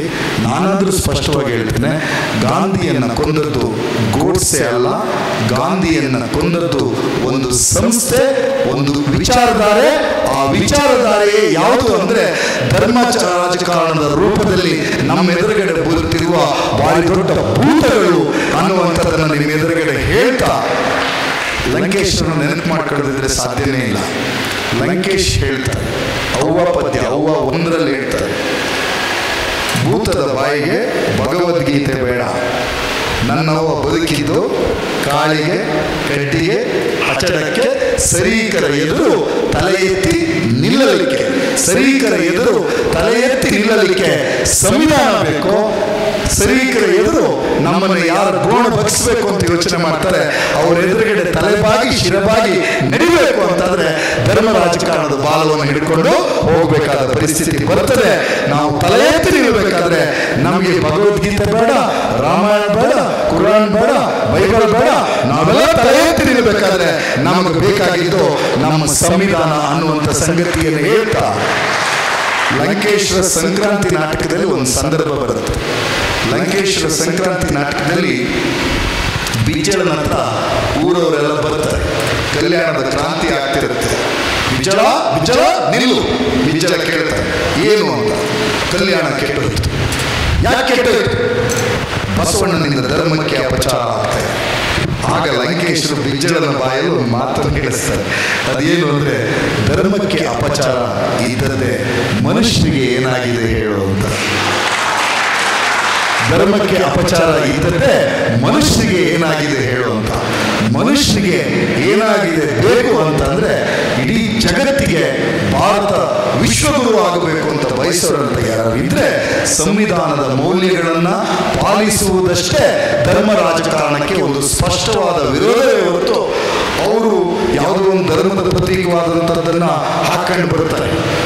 ಅಣ್ಣ ಬಾಂಡ್ ಹೋಗಿ ಏನು ಸ್ಲೋ ಮೋಷನಲ್ಲಿ ಹೋಗಿ ಬಾಲರಾಮನಿಗೆ ವಸ್ತ್ರಗಳನ್ನೆಲ್ಲ ಅರ್ಪಿಸಿ ಕಿರೀಟವನ್ನು ಸಲ್ಲಿಸಿ ಅಯ್ಯೋ ಧ್ಯಾನಸಕ್ತನಾಗಿ ನಿಂತು ಅಲ್ಲಿದ್ದಂಥ ಅರ್ಚಕರು, ಪುರೋಹಿತರು, ತಂತ್ರಿ, ಬೇಜಾವರ ಸ್ವಾಮಿಗಳನ್ನೆಲ್ಲ ದೂಡಿ ಬದಿ ಹಾಕಿ ನಮ್ಮ ಪ್ರಧಾನಿಯೇ ಮಹಾತಂತ್ರಿಗಳಾಗಿ ನಿಂತಿರ್ತಕ್ಕಂಥ ಹೊತ್ತಿನಲ್ಲಿ ನಾವು ಯೋಚನೆ ಮಾಡಬೇಕು, ಮಹಾತಂತ್ರಿಗಳೇ, ನಿಮಗೆ 10 ವರ್ಷ ಅಧಿಕಾರ ಕೊಟ್ಟಿದ್ದು ಉದ್ಘಾಟನೆ ಸೆಷನ್ ಅಲ್ಲಿ ನಮ್ಮ ಜಸ್ಟಿಸ್ ಹೇಳಿದಂಗೆ ಸಂವಿಧಾನಬದ್ಧವಾಗಿ ಅಧಿಕಾರವನ್ನು ನಡೆಸುವ ಅನ್ನೋ ಕಾರಣಕ್ಕಾಗಿ ಹೊರತು ನೀವು ಧರ್ಮವನ್ನು ಉಳಿಸೋದು ರಾಜಕಾರಣಿಗಳಿಂದ ಸಾಧ್ಯ ಇಲ್ಲ. ಧರ್ಮವನ್ನು ಉಳಿಸೋದು ರಾಜಕಾರಣಿಗಳೇ ಅಂತ ಆಗಿದ್ರೆ ನಮ್ಮ ನಡುವೆ ನಾರಾಯಣ ಗುರು ಬರಬೇಕಾಗಿಲ್ಲ, ನಮ್ಮ ನಡುವೆ ಬಸವಣ್ಣ ಬರಬೇಕಾಗಿರಲಿಲ್ಲ, ನಮ್ಮ ನಡುವೆ ಕನಕ ಬರಬೇಕಾಗಿರಲಿಲ್ಲ, ನಮ್ಮ ನಡುವೆ ಶರೀಫ ಬರಬೇಕಾಗಿರಲಿಲ್ಲ, ನಮ್ಮ ನಡುವೆ ಅಕ್ಕ ಮಹಾದೇವಿ ಬರಬೇಕಾಗಿರಲಿಲ್ಲ, ನಮ್ಮ ನಡುವೆ ಬುದ್ಧರು ಬರಬೇಕಾಗಿರಲಿಲ್ಲ. ಬುದ್ಧ ಮಹಾವೀರನಿಂದ ಹಿಡಿದು ನಿನ್ನೆ ಮೊನ್ನೆಯ ಗುಂಡೇಟು ತಿಂದು ಸತ್ತ ಗಾಂಧಿಯವರೆಗೆ ಸಂವಿಧಾನವನ್ನು ಕೊಟ್ಟು ಬುದ್ಧನೇ ನಿಜವಾದ ನಮ್ಮೆಲ್ಲರ ಆತ್ಮ ಅನ್ನುವುದನ್ನು ಸಾರಿದ ಬಾಬಾ ಸಾಹೇಬ್ ಅಂಬೇಡ್ಕರ್ ವರೆಗೂ ಸಹಿತ ಇವರೆಲ್ಲರೂ ಸಹಿತ ಧರ್ಮದ ಸುಧಾರಣೆಗಳನ್ನ ಒಂದು ಸಾಮಾಜಿಕ ನೆಲೆಯಲ್ಲಿ ನಿಂತು ಮಾಡಿದ್ರೆ ಇವರು ನಿಗೂಢ ಅರ್ಥಗಳ ಮೂಲಕ ಹೇಳ್ತಾ ಇದ್ದಾರೆ. ನನಗೆ ಅನಿಸ್ತಾ ಇದೆ, ಮೊನ್ನೆ ಪ್ರಧಾನಿಗಳ ಸ್ಟೇಟ್ಮೆಂಟು ತುಂಬಾ ಸೂಕ್ಷ್ಮವಾದದ್ದು. ಅವರ ತಾಯಿ ನಮ್ಮೆಲ್ಲರ ಮಾತೃ ಸ್ವರೂಪಿಯ. ಅವರು ತನ್ನ ತಾಯಿಯಿಂದ ಒಂದು ಯೋನಿ ಧರ್ಮದ ಮೂಲಕ ಹುಟ್ಟಿ ಬಂದಿರತಕ್ಕಂಥ ನಮ್ಮ ಪ್ರಧಾನಮಂತ್ರಿಗಳು ಅವರ ತಾಯಿಗೆ ಅಪಮಾನ ಮಾಡ್ತಕ್ಕಂಥ ಕೆಲಸವನ್ನು ಮಾಡೋದಿದೆಯಲ್ಲ, ಅದು ಸಂಸ್ಕೃತಿ ವಿರೋಧದ್ದು. ಅವರು ಮೇಲಿಂದಲೇ ಹೇಳಿ ಇಲ್ಲಿಗೆ ಬಂದಿದ್ದೋದು ಅಂತಾದ್ರೆ ನಾವೆಲ್ಲರೂ ಪ್ರಾರ್ಥನೆ ಮಾಡ್ತೀವಿ, ನೀವು ಅದೇ ಪುಷ್ಪಕ ವಿಮಾನವನ್ನು ಏರಿ ವಾಪಸ್ ಹೋಗಬೇಕೆ ಹೊರತು ಪಾರ್ಲಿಮೆಂಟ್ಗೆ ಬರಬಾರದು. ನನಗೆ ಈ ಸಂಗತಿಗಳನ್ನ ಜನರ ಎದುರುಗಡೆ ಚರ್ಚೆ ಮಾಡತಕ್ಕಂಥ ಹೊತ್ತಿನಲ್ಲಿ ನನ್ನ ಆಫೀಸಿನ ಕೆಳಗಡೆ ಒಬ್ಬ ಕಂಪ್ಯೂಟರ್ ಸಂಸ್ಥೆ ನಡೆಸ್ತಕ್ಕಂಥ ಗೆಳೆಯ ಇದ್ದಾನೆ. ಅವನ ಹೆಸರು ನನ್ನ ತುಂಬ ಆತ್ಮೀಯವಾದವನು. ಅವನ ಹೆಸರು ವಿಕಾಸ ಅಂತ. ನಾನು ಹೇಳಿದೆ, ನಿನ್ನ ಹೆಸರು ಗೆಳೆಯ ವಿಕಾಸ ಅಂತಿದೆ, ವಿಕಾಸವಾದದ ಕಾರಣಕ್ಕಾಗಿ ನೀನು ಯೋಚನೆ ಮಾಡ್ಕೋಬೇಕು. ಇವ್ರು ಹಿಂಗೆಲ್ಲ ಹೇಳ್ತಾ ಇದ್ದಾರೆ. ಅವರು ಅದಕ್ಕೆ ಕೇಳಿದ್ರೆ, ಸರ್ ನೀವು ಏನೇ ಹೇಳಿ ನಾವು ಅವ್ರನ್ನ ನಂಬಿ ಆಗೋಗ್ಬಿಟ್ಟಿದ್ದೀವಿ. ಯಾವ ರೀತಿ ನಂಬಿದ್ದೀವಿ? ನಾವು ಅವ್ರನ್ನ ದೇವರು ಅಂತ ನಂಬದ ಮೇಲೆ, ದೇವರು ಅಂತ ನಂಬದ ಮೇಲೆ ದೇವರು ತಪ್ಪು ಮಾಡೋದಿಲ್ಲ, ಅವ್ರನ್ನ ನಾವು ಪೂಜೆ ಮಾಡಿ. ಅದಕ್ಕೆ ನಾನು ಅವನು ಹೇಳಿದೆ, ನೋಡು, ಈ ದೇಶಕ್ಕೆ ಒಳ್ಳೇದಾಗದಂತಾದ್ರೆ ನಾವು ಎಲ್ಲ ಸೇರಿ ಅವ್ರನ್ನ ಬೇಕಾದ್ರೆ ಪೂಜೆನೇ ಮಾಡ್ತೇವೆ, ಅವ್ರ ಪ್ರಧಾನಮಂತ್ರಿ ಮಾತ್ರ ಆಗಬಾರ್ದು ಅಂತ. ಅವ್ರು ನಮ್ಮೆಲ್ಲರ ಪೂಜೆಗೆ ಸೇರ್ಬೇಕಾದ್ರು. ನಮ್ಗೆ ಗೊತ್ತಲ್ಲ, ನಮ್ಮೂರಲ್ಲಿ ಒಳ್ಳೆ ದೇವರಿಗೂ ಪೂಜೆ ಮಾಡಿದ್ದೀವಿ. ಆ ಕೋರೆ ಇವನ್ನೆಲ್ಲ ಇಟ್ಕೊಂಡು ಕತ್ತಿ ತಲವಾರ ಇಟ್ಕೊಂಡು ಬಂದಿರ್ತಕ್ಕಂಥ ದೇವರಿಗೂ ಪೂಜೆ ಮಾಡಿದ್ದೀವಿ. ಬೊಬ್ಬೆ ಹೊಡಿತಕ್ಕಂಥ ದೇವರಿಗೂ ಪೂಜೆ ಮಾಡಿದ್ದೀವಿ. ಮೌನವಾಗಿ ಆಶೀರ್ವಾದ ಮಾಡೋರಿಗೂ ಪೂಜೆ ಮಾಡಿದ್ದೀವಿ. ಇದು ಮೌನವಾಗಂತೂ ಕೂರೋದಿಲ್ಲ, ಸಿಕ್ಕಾಪಟ್ಟೆ ವಾಚಾಳಿ ಇದು ಮಾತಾಡುತ್ತೆ. ಆದರೆ ಅದು ಮೌನವಾಗಿ ಕೂರೋದು ಅಂತಾದ್ರೆ ನಾವೆಲ್ಲ ಸೇರಿ ಪೂಜೆ ಮಾಡತಕ್ಕಂಥ ಒಂದು ಧರ್ಮ ರಾಜಕಾರಣವನ್ನ ಅವರಿಗೆ ಕಲಿಸ್ಕೊಡೋಣ ಅನ್ನುವ ಮಾತನ್ನ ಹೇಳ್ತಾ, ಸ್ನೇಹಿತರೆ, ಕೊನೆಯ ಮಾತಿಗೆ ಬಂದಾಗ ಸೋಮನಾಥ ದೇವಾಲಯದ ಉದ್ಘಾಟನೆಗೆ ಹೊರಟು ನಿಂತಹ ನಮ್ಮ ಪೂರ್ವಸೂರಿಗಳಾದಂಥ ಬಾಬು ರಾಜೇಂದ್ರ ಪ್ರಸಾದ್ ಅವರಿಗೆ ಆಗಿನ ಪ್ರಧಾನಮಂತ್ರಿಗಳಾದಂಥ ಜವಾಹರ್ಲಾಲ್ ನೆಹರು ಅವರು ಪತ್ರ ಬರೀತಾರೆ. ನೀವು ಸೋಮನಾಥ ದೇವಾಲಯದ ಕಳಶ ಪ್ರತಿಷ್ಠಾಪನೆಗೆ ಹೊರಟಿದ್ದೀರಿ, ಅದು ನಿಮ್ಮ ವೈಯಕ್ತಿಕವಾದ ನಿಲುವು. ರಾಷ್ಟ್ರಪತಿಗಳಾದ ನಿಮ್ಮ ಜೊತೆಗೆ ನಾನು ಬರೋದಿಲ್ಲ.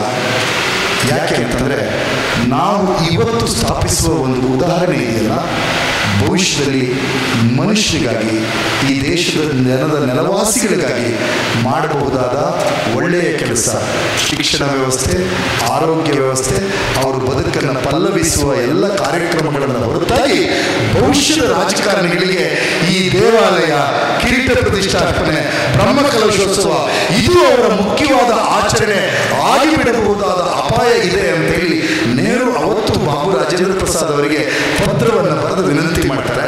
ಅವರು ಪತ್ರವನ್ನು ಬರೆದು ಸುಮಾರು 70 ವರ್ಷಗಳ ಮೇಲೆ ಭಾರತದ ರಾಜಕಾರಣಿಗಳಿಗೆ ಭಾರಿ ಮುಖ್ಯ ಏನು ಅಂತಂದ್ರೆ, ಅವನು ಯಾರು ಮೋರಿ ಕಟ್ಟಿದ್ದು, ಅಂಗನವಾಡಿ ಕಟ್ಟಿದ್ದು, ಅಂಗನವಾಡಿ ಟೀಚರ್ ನೇಮಕ ಮಾಡಿದ್ದು, ಅಂಗನವಾಡಿಗೆ ಆಟದ ಸಾಮಗ್ರಿಗಳನ್ನು ತಂದು ಕೊಟ್ಟಿದ್ದು, ಯಾವ MLA ತಾಲೂಕ್ ಪಂಚಾಯತಿ ಅಧ್ಯಕ್ಷ ಮಾತಾಡೋದೇ ಇಲ್ಲ.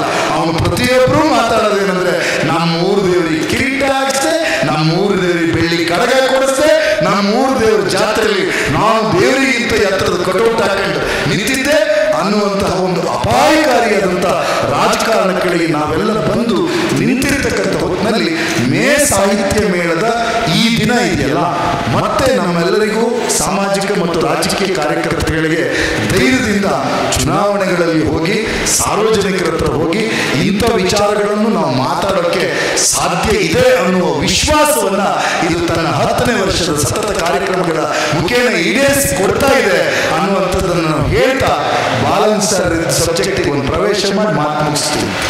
ನಾನು ಕೋರ್ಟಲ್ಲಿ ಒಬ್ಬರು ಜಡ್ಜ್ ಇದ್ರು. ಅವರು ನಾನೊಂದು ಅಣ್ಣ ತಮ್ಮನ ಕೇಸು ನಡೆಸ್ತಾ ಇದ್ದೆ. ಅಣ್ಣನ ಪರ ಕೇಸ್ ನಡೆಸ್ತಿದ್ದೆ. ಅದು ವಿಶೇಷ ಏನು ಅಂದರೆ, ಅಣ್ಣ ಹೇಳ್ದ ಇದು ಚೌಡಿ ಅಂತ, ತಮ್ಮ ಹೇಳ್ದ ನಾನು ಯಾರನ್ನೋ ಕೇಳ್ಕೊಂಡು ಬಂದಿದ್ದೀನಿ, ಇದನ್ನ ಚೌಡಿ ಅಂತ ಕರಿಬಾರ್ದು, ಇದು ರಾಜರಾಜೇಶ್ವರಿ ಅಂತ ಅಂದ. ಒಬ್ಬ ಚೌಡಿ ಅಂದ, ಮತ್ತೊಬ್ಬ ರಾಜರಾಜೇಶ್ವರಿ ಅಂದ. ಇಬ್ರು ಕುಸ್ತಿ ಮಾಡ್ಕೊಂಡ್ಬಿಟ್ರು ದೇವಸ್ಥಾನದ ಎದುರುಗಡೆ. ಇದು ಚೌಡಿ ಅನ್ನಕ್ಕೆ, ಒಂದು ರಾಜರಾಜೇಶ್ವರಿ. ಕೇಸು ಕೌಂಟರ್ ಕೇಸ್ ಆಯ್ತು. ನಾನು ಒಂದು ಎಡವಟ್ಟು ಮಾಡಿದೆ, ಆರ್ಗ್ಯುಮೆಂಟ್ ಮಾಡುತ್ತೆ. ಲಾಸ್ಟಿಗೆ ಎಲ್ಲ ಆರ್ಗ್ಯುಮೆಂಟ್ ಮಾಡಿ ಮುಗಿಸಿ ಲಾಸ್ಟಿಗೆ, ಸ್ವಾಮಿ, ದೇವರು ಇವರಿಬ್ಬರು ಅಣ್ಣ ತಮ್ಮರನ್ನ ಒಟ್ಟಾಗಿ ಬಾಳಿಸ್ಬೇಕಾಗಿತ್ತು, ಆದರೆ ಪ್ರಾರಬ್ಧ ನೋಡಿ ದೇವರು ಈ ಅಣ್ಣ ತಮ್ಮನ ಇಬ್ಬರನ್ನು ಬೇರೆ ಮಾಡಿಬಿಟ್ಟಿದ್ದಾನೆ ಅಂತ ಹೇಳಿ ಆರ್ಗ್ಯುಮೆಂಟ್ ನಿಲ್ಲಿಸ್ಬಿಟ್ಟೆ. ನನ್ನ ಅಧಿಕ ಪ್ರಸಂಗ, ಅವನಿಗೆ ಜೈಲು ಶಿಕ್ಷೆ ಕೊಟ್ಬಿಟ್ಟು ನಾನು ಆ ಜಡ್ಜ್ ಟ್ರಾನ್ಸ್ಫರ್ ಆಗತ್ತಿಗೆ ಅಷ್ಟೊತ್ತಿಗೆ ಅದು ಅಪೀಲ್ ಹೋಗ್ಬಿಟ್ಟು ಕ್ವಾಶಾಗಿ ವಾಪಸ್ ಬಂದಿತ್ತು. ಇಲ್ಲ, ಅದು ಅವ್ರಿಗೆ ಶಿಕ್ಷೆ ಕೊಡಬಾರ್ದು ಅಂತ ತೀರ್ಪು ಬಂದಿತ್ತು. ನಾನು ಅವಾಗ ಅವ್ರ ಹತ್ರ ಕೇಳಿದೆ, ಮೇಡಮ್ ಎಲ್ಲ ಸರಿ, ಅದೊಂದು ಕೇಸ್ನಲ್ಲಿ ನೀವು ಆ ರೀತಿ ತೀರ್ಪಿಗೆ ಯಾಕೆ ಬಂದ್ರಿ ಅಂತ. ಅವ್ರು ನಿಧಾನಕ್ಕೆ ನನ್ನ ಕಿವಿಗೆ ಹೇಳಿದ್ರು, ಸುಧೀರ್ ಅವರೇ, ನೀವು ಅಣ್ಣ ತಮ್ಮನ ತಪ್ಪು ಸರಿ ಏನು ಬೇಕಾದ್ರೂ ಆರ್ಗ್ಯುಮೆಂಟ್ ಮಾಡಿ, ನಮಗೆ ಬೇಜಾರಿಲ್ಲ, ಆದರೆ ಅವರಿಬ್ಬರು ತಪ್ಪಿಗೆ ದೇವ್ರ ಕಾರಣ ಅಂತ ನೀವು ಆರ್ಗ್ಯುಮೆಂಟ್ ಮಾಡ್ತಾರಲ್ಲ, ದೇವ್ರು ನನಗೆ ಕ್ಷಮಿಸ್ತಾರ, ಅದಕ್ಕೆ ಶಿಕ್ಷೆ ಕೊಟ್ಬಿಟ್ಟೆ. ಇದು ಧರ್ಮ ರಾಜಕಾರಣ ಪ್ರಭಾವ ಮಾಡ್ತಿರ್ತಕ್ಕಂಥ ಪರಿಸ್ಥಿತಿ ಅನ್ನೋ ಸಂಗತಿಯನ್ನು ಹೇಳಿ ನನ್ನ ಮಾತು ಮುಗಿಸ್ತೀನಿ. ಧನ್ಯವಾದ.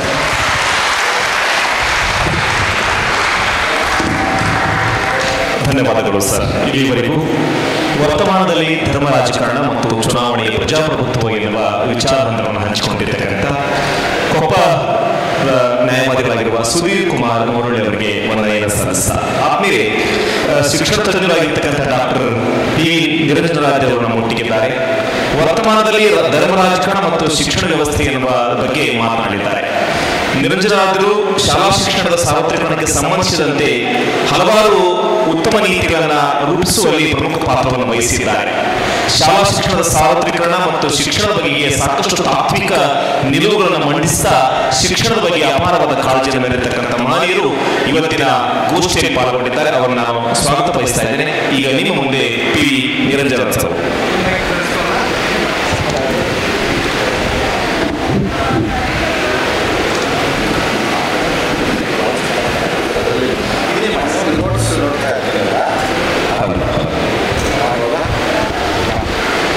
ಎಲ್ಲರಿಗೂ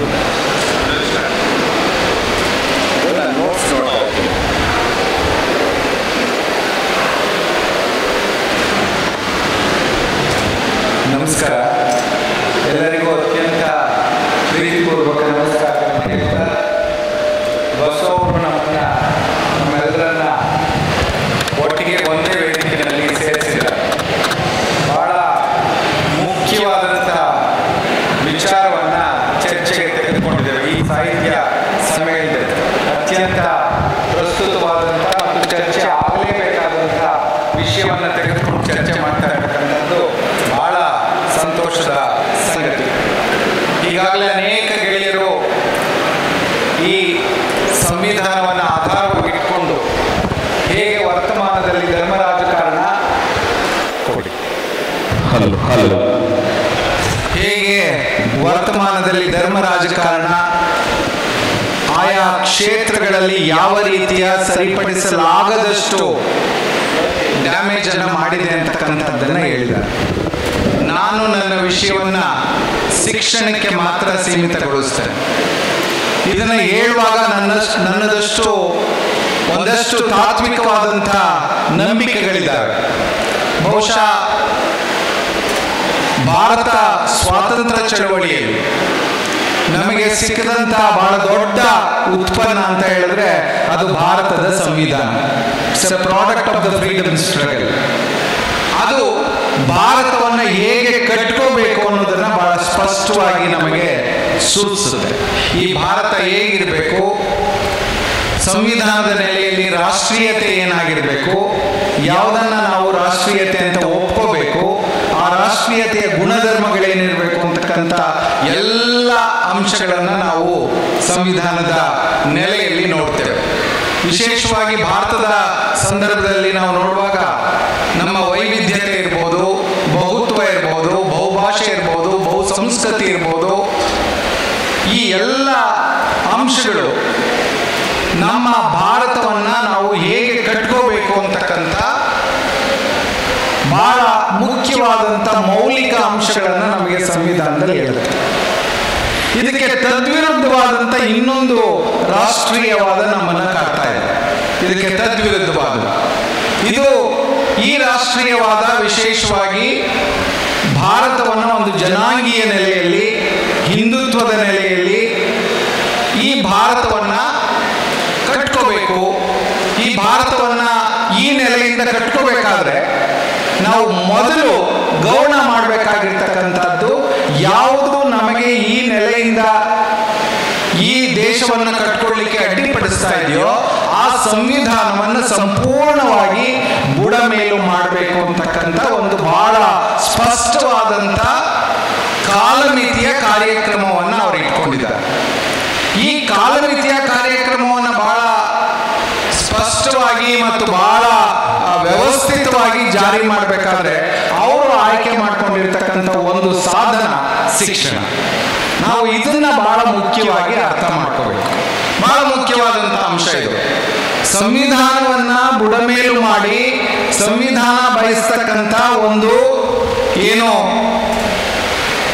ಸಮಾಜವಾದಿ, ಜಾತ್ಯತೀತ, ಪ್ರಜಾಪ್ರಭುತ್ವ ಗಣರಾಜ್ಯವನ್ನ ನಾವೇನ್ ಮಾಡ್ತಿದ್ದೇವೆ, ಆ ಜಾಗದಲ್ಲಿ ಒಂದು ಹಿಂದೂ ರಾಷ್ಟ್ರವನ್ನ ಹಿಂದುತ್ವದ ನೆಲೆಯಲ್ಲಿ ಕಟ್ಕೋಬೇಕು ಅಂತ ಹೇಳಿದ್ರೆ ನಾನು ಮೊದಲು ನಾಶ ಮಾಡಬೇಕಾಗಿರ್ತಕ್ಕಂಥದ್ದು ಶಿಕ್ಷಣ ವ್ಯವಸ್ಥೆಯನ್ನ, ಅಥವಾ ಶಿಕ್ಷಣ ವ್ಯವಸ್ಥೆಯ ಮೂಲಕ ಈ ರಾಜಕೀಯ ಗುರಿಯನ್ನ ಸಾಧಿಸಲಿಕ್ಕೆ ಬೇಕಾದಂತ ತಳಹದಿಯನ್ನ ಆಗ್ತಕ್ಕಂಥದ್ದು. ಅದನ್ನ ಬಹಳ ವ್ಯವಸ್ಥಿತವಾಗಿ ಮಾಡ್ತಾ ಇದ್ದಾರೆ ಅವರು. ಈ ವ್ಯವಸ್ಥಿತವಾಗಿ ಮಾಡ್ತಿರ್ತಕ್ಕಂಥದ್ದು ಕಳೆದ 10 ವರ್ಷಗಳಲ್ಲಿ ಬಹಳ ಅಗ್ರೆಸಿವ್ ಆಗಿ ಹೋಗ್ತಾ ಇದೆ, ಆಕ್ರಮಣಕಾರಿಯಾಗಿ ಹೋಗ್ತಾ ಇದೆ. ಅದರ ಅರ್ಥ ಹಿಂದೆ ಅವ್ರು ಮಾಡ್ಲಿಲ್ವಲ್ಲ ಅಂತ, ಅಥವಾ ಮಾಡ್ತಾ ಇರ್ಲಿಲ್ವಾ ಅಂತ. ಹಿಂದೆ ಬಹಳ ಗೌಪ್ಯವಾಗಿ, ಬಹಳ ಸಂಘಟಿತವಾಗಿ ಆ ಕೆಲಸವನ್ನ ಮಾಡ್ತಾ ಇದ್ರು. ಆದ್ರೆ ಎಲ್ಲೋ ಒಂದು ಕಡೆ ನಾವು ಅದನ್ನ ಗುರುತಿಸಿ ನಾವು ನಮ್ಮ ಹಿಂದಿನ ಶಿಕ್ಷಣ ನೀತಿಗಳಲ್ಲಿ ಭಾರತವನ್ನ ಕಟ್ಕೋಬೇಕು ಅಂತ ಹೇಳಿದ್ವಲ್ಲ, 68ರ ಶಿಕ್ಷಣ ನೀತಿ ಇರ್ಬೋದು, 86ರ ಶಿಕ್ಷಣ ನೀತಿ ಇರ್ಬೋದು, ಅಥವಾ 92ರ ಪರಿಷ್ಕೃತ ನೀತಿ, ಆ ಯಾವುದೇ ಕೆಲಸಗಳನ್ನ ನಾವು ವ್ಯವಸ್ಥಿತವಾಗಿ ಮಾಡದೇ ಇರೋದು ಕೂಡ ಇವತ್ತು ನಾವು ಇಲ್ಲಿ ಬಂದು ನಿಲ್ಲೋದಕ್ಕೆ ಕಾರಣ ಅಂತಕ್ಕಂಥ ಸತ್ಯವನ್ನು ಕೂಡ ನಾವು ಮನಗಾಣು ಚರ್ಚೆಯನ್ನು ಪ್ರಾರಂಭ ಮಾಡಬೇಕು. ಯಾಕೆಂತ ಹೇಳಿದ್ರೆ ಬಹಳ ಮುಖ್ಯವಾಗಿ ನನಗೆ ವೈಯಕ್ತಿಕವಾಗಿ ಭಾರತದ ಸಂವಿಧಾನವನ್ನು ಬಿಟ್ಟರೆ ದೇಶದ ಅತ್ಯಂತ ಬಹಳ ಮುಖ್ಯವಾದಂಥ ಒಂದು ದಸ್ತಾವೇಜು ಅಂತ ಹೇಳಿದ್ರೆ ಆ ದೇಶದ ಶಿಕ್ಷಣ ನೀತಿ. ಯಾಕೆಂದ್ರೆ ಆ ಶಿಕ್ಷಣ ನೀತಿ ಮಾತ್ರ ಸಂವಿಧಾನದ ಆಶಯಗಳನ್ನು ಸಾಕಾರ ಮಾಡಲಿಕ್ಕೆ ಸಾಧ್ಯ ಆಗುತ್ತೆ. ಆ ಮೌಲ್ಯಗಳನ್ನು ನಾವು ಮಕ್ಕಳಿಗೆ ಕಟ್ಕೊಡದೇ ಇದ್ರೆ ಖಂಡಿತ ನಾವು ಭಾರತವನ್ನು ಸಂವಿಧಾನದ ಆಶಯದ ರೀತಿಯಲ್ಲಿ ಕಟ್ಕೊಳ್ಳಿಕ್ಕೆ ಸಾಧ್ಯ ಇಲ್ಲ. ಬಹುಶಃ ನಾವು ಈ ವರ್ತಮಾನದಲ್ಲಿ ಶಿಕ್ಷಣ ಏನಾಗಿದೆ ಅಂತಕ್ಕಂಥದ್ದನ್ನ ವಿಮರ್ಶೆಗೆ ಒಳಪಡಿಸುವಾಗ, ಅಥವಾ ಕಳೆದ 10 ವರ್ಷದಲ್ಲಿ ಏನೆಲ್ಲ ಆಯ್ತು ಅಂತಕ್ಕಂಥದ್ದನ್ನ ನೋಡುವಾಗ ಎಲ್ಲೋ ಒಂದು ಕಡೆ ನಾವು ಏನನ್ನ ಮಾಡಬೇಕಾಯ್ತು ಕಳೆದ 75 ವರ್ಷದಲ್ಲಿ, ಅದನ್ನ ಮಾಡ್ಲಿಕ್ಕೂ ನಾವು ಸೋತಿದ್ದು ಈ ಮಟ್ಟಕ್ಕೆ ಇವತ್ತು ನಮ್ಮನ್ನ ತಂದಿದೆ ಅಂತಕ್ಕಂಥ ಒಂದು ವಿಮರ್ಶೆಯನ್ನು ಕೂಡ ನಾವು ಒಳಪಡಿಸ್ಕೋಬೇಕಾಗತ್ತೆ. ಅದು ಬಹಳ ಮುಖ್ಯವಾದಂಥ ಅಂಶ. ಇದನ್ನ ಹೇಳ್ತಾ ನಾವು ಎಲ್ಲೋ ಒಂದು ಕಡೆ ಈ ವರ್ತಮಾನದಲ್ಲಿ ಧರ್ಮ ರಾಜಕಾರಣ ಶಿಕ್ಷಣದಲ್ಲಿ ಏನನ್ನ ಮಾಡಿದೆ ಅನ್ನೋದನ್ನ ಅರ್ಥ ಮಾಡ್ಕೋಬೇಕಾದ್ರೆ 1-2-3 ಅಂಶಗಳನ್ನ ನಾವು ನೋಡ್ಬೇಕಾಗುತ್ತೆ.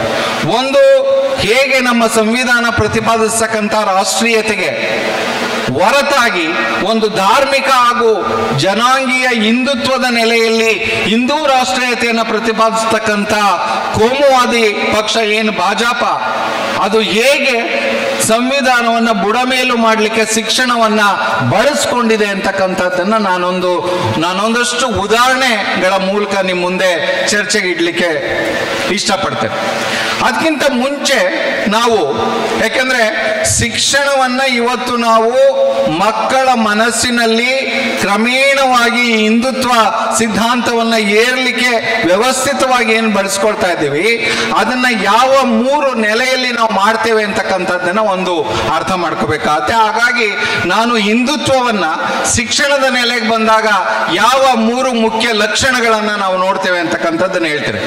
ಒಂದು, ನಾವು ಇದು ಏನೋ ವಿ ಡಿ ಸಾರ್ವರ್ಕರ್ ಅವರು ಹೇಳ್ತಕ್ಕಂಥ ಹಿಂದೂ ಏನೋ ಡೆಫಿನೇಷನ್ ಅಲ್ಲಿ ಬರ್ತಕ್ಕಂಥ 3 ಮುಖ್ಯವಾದಂಥ ಒಂದು ಅಂಶಗಳು.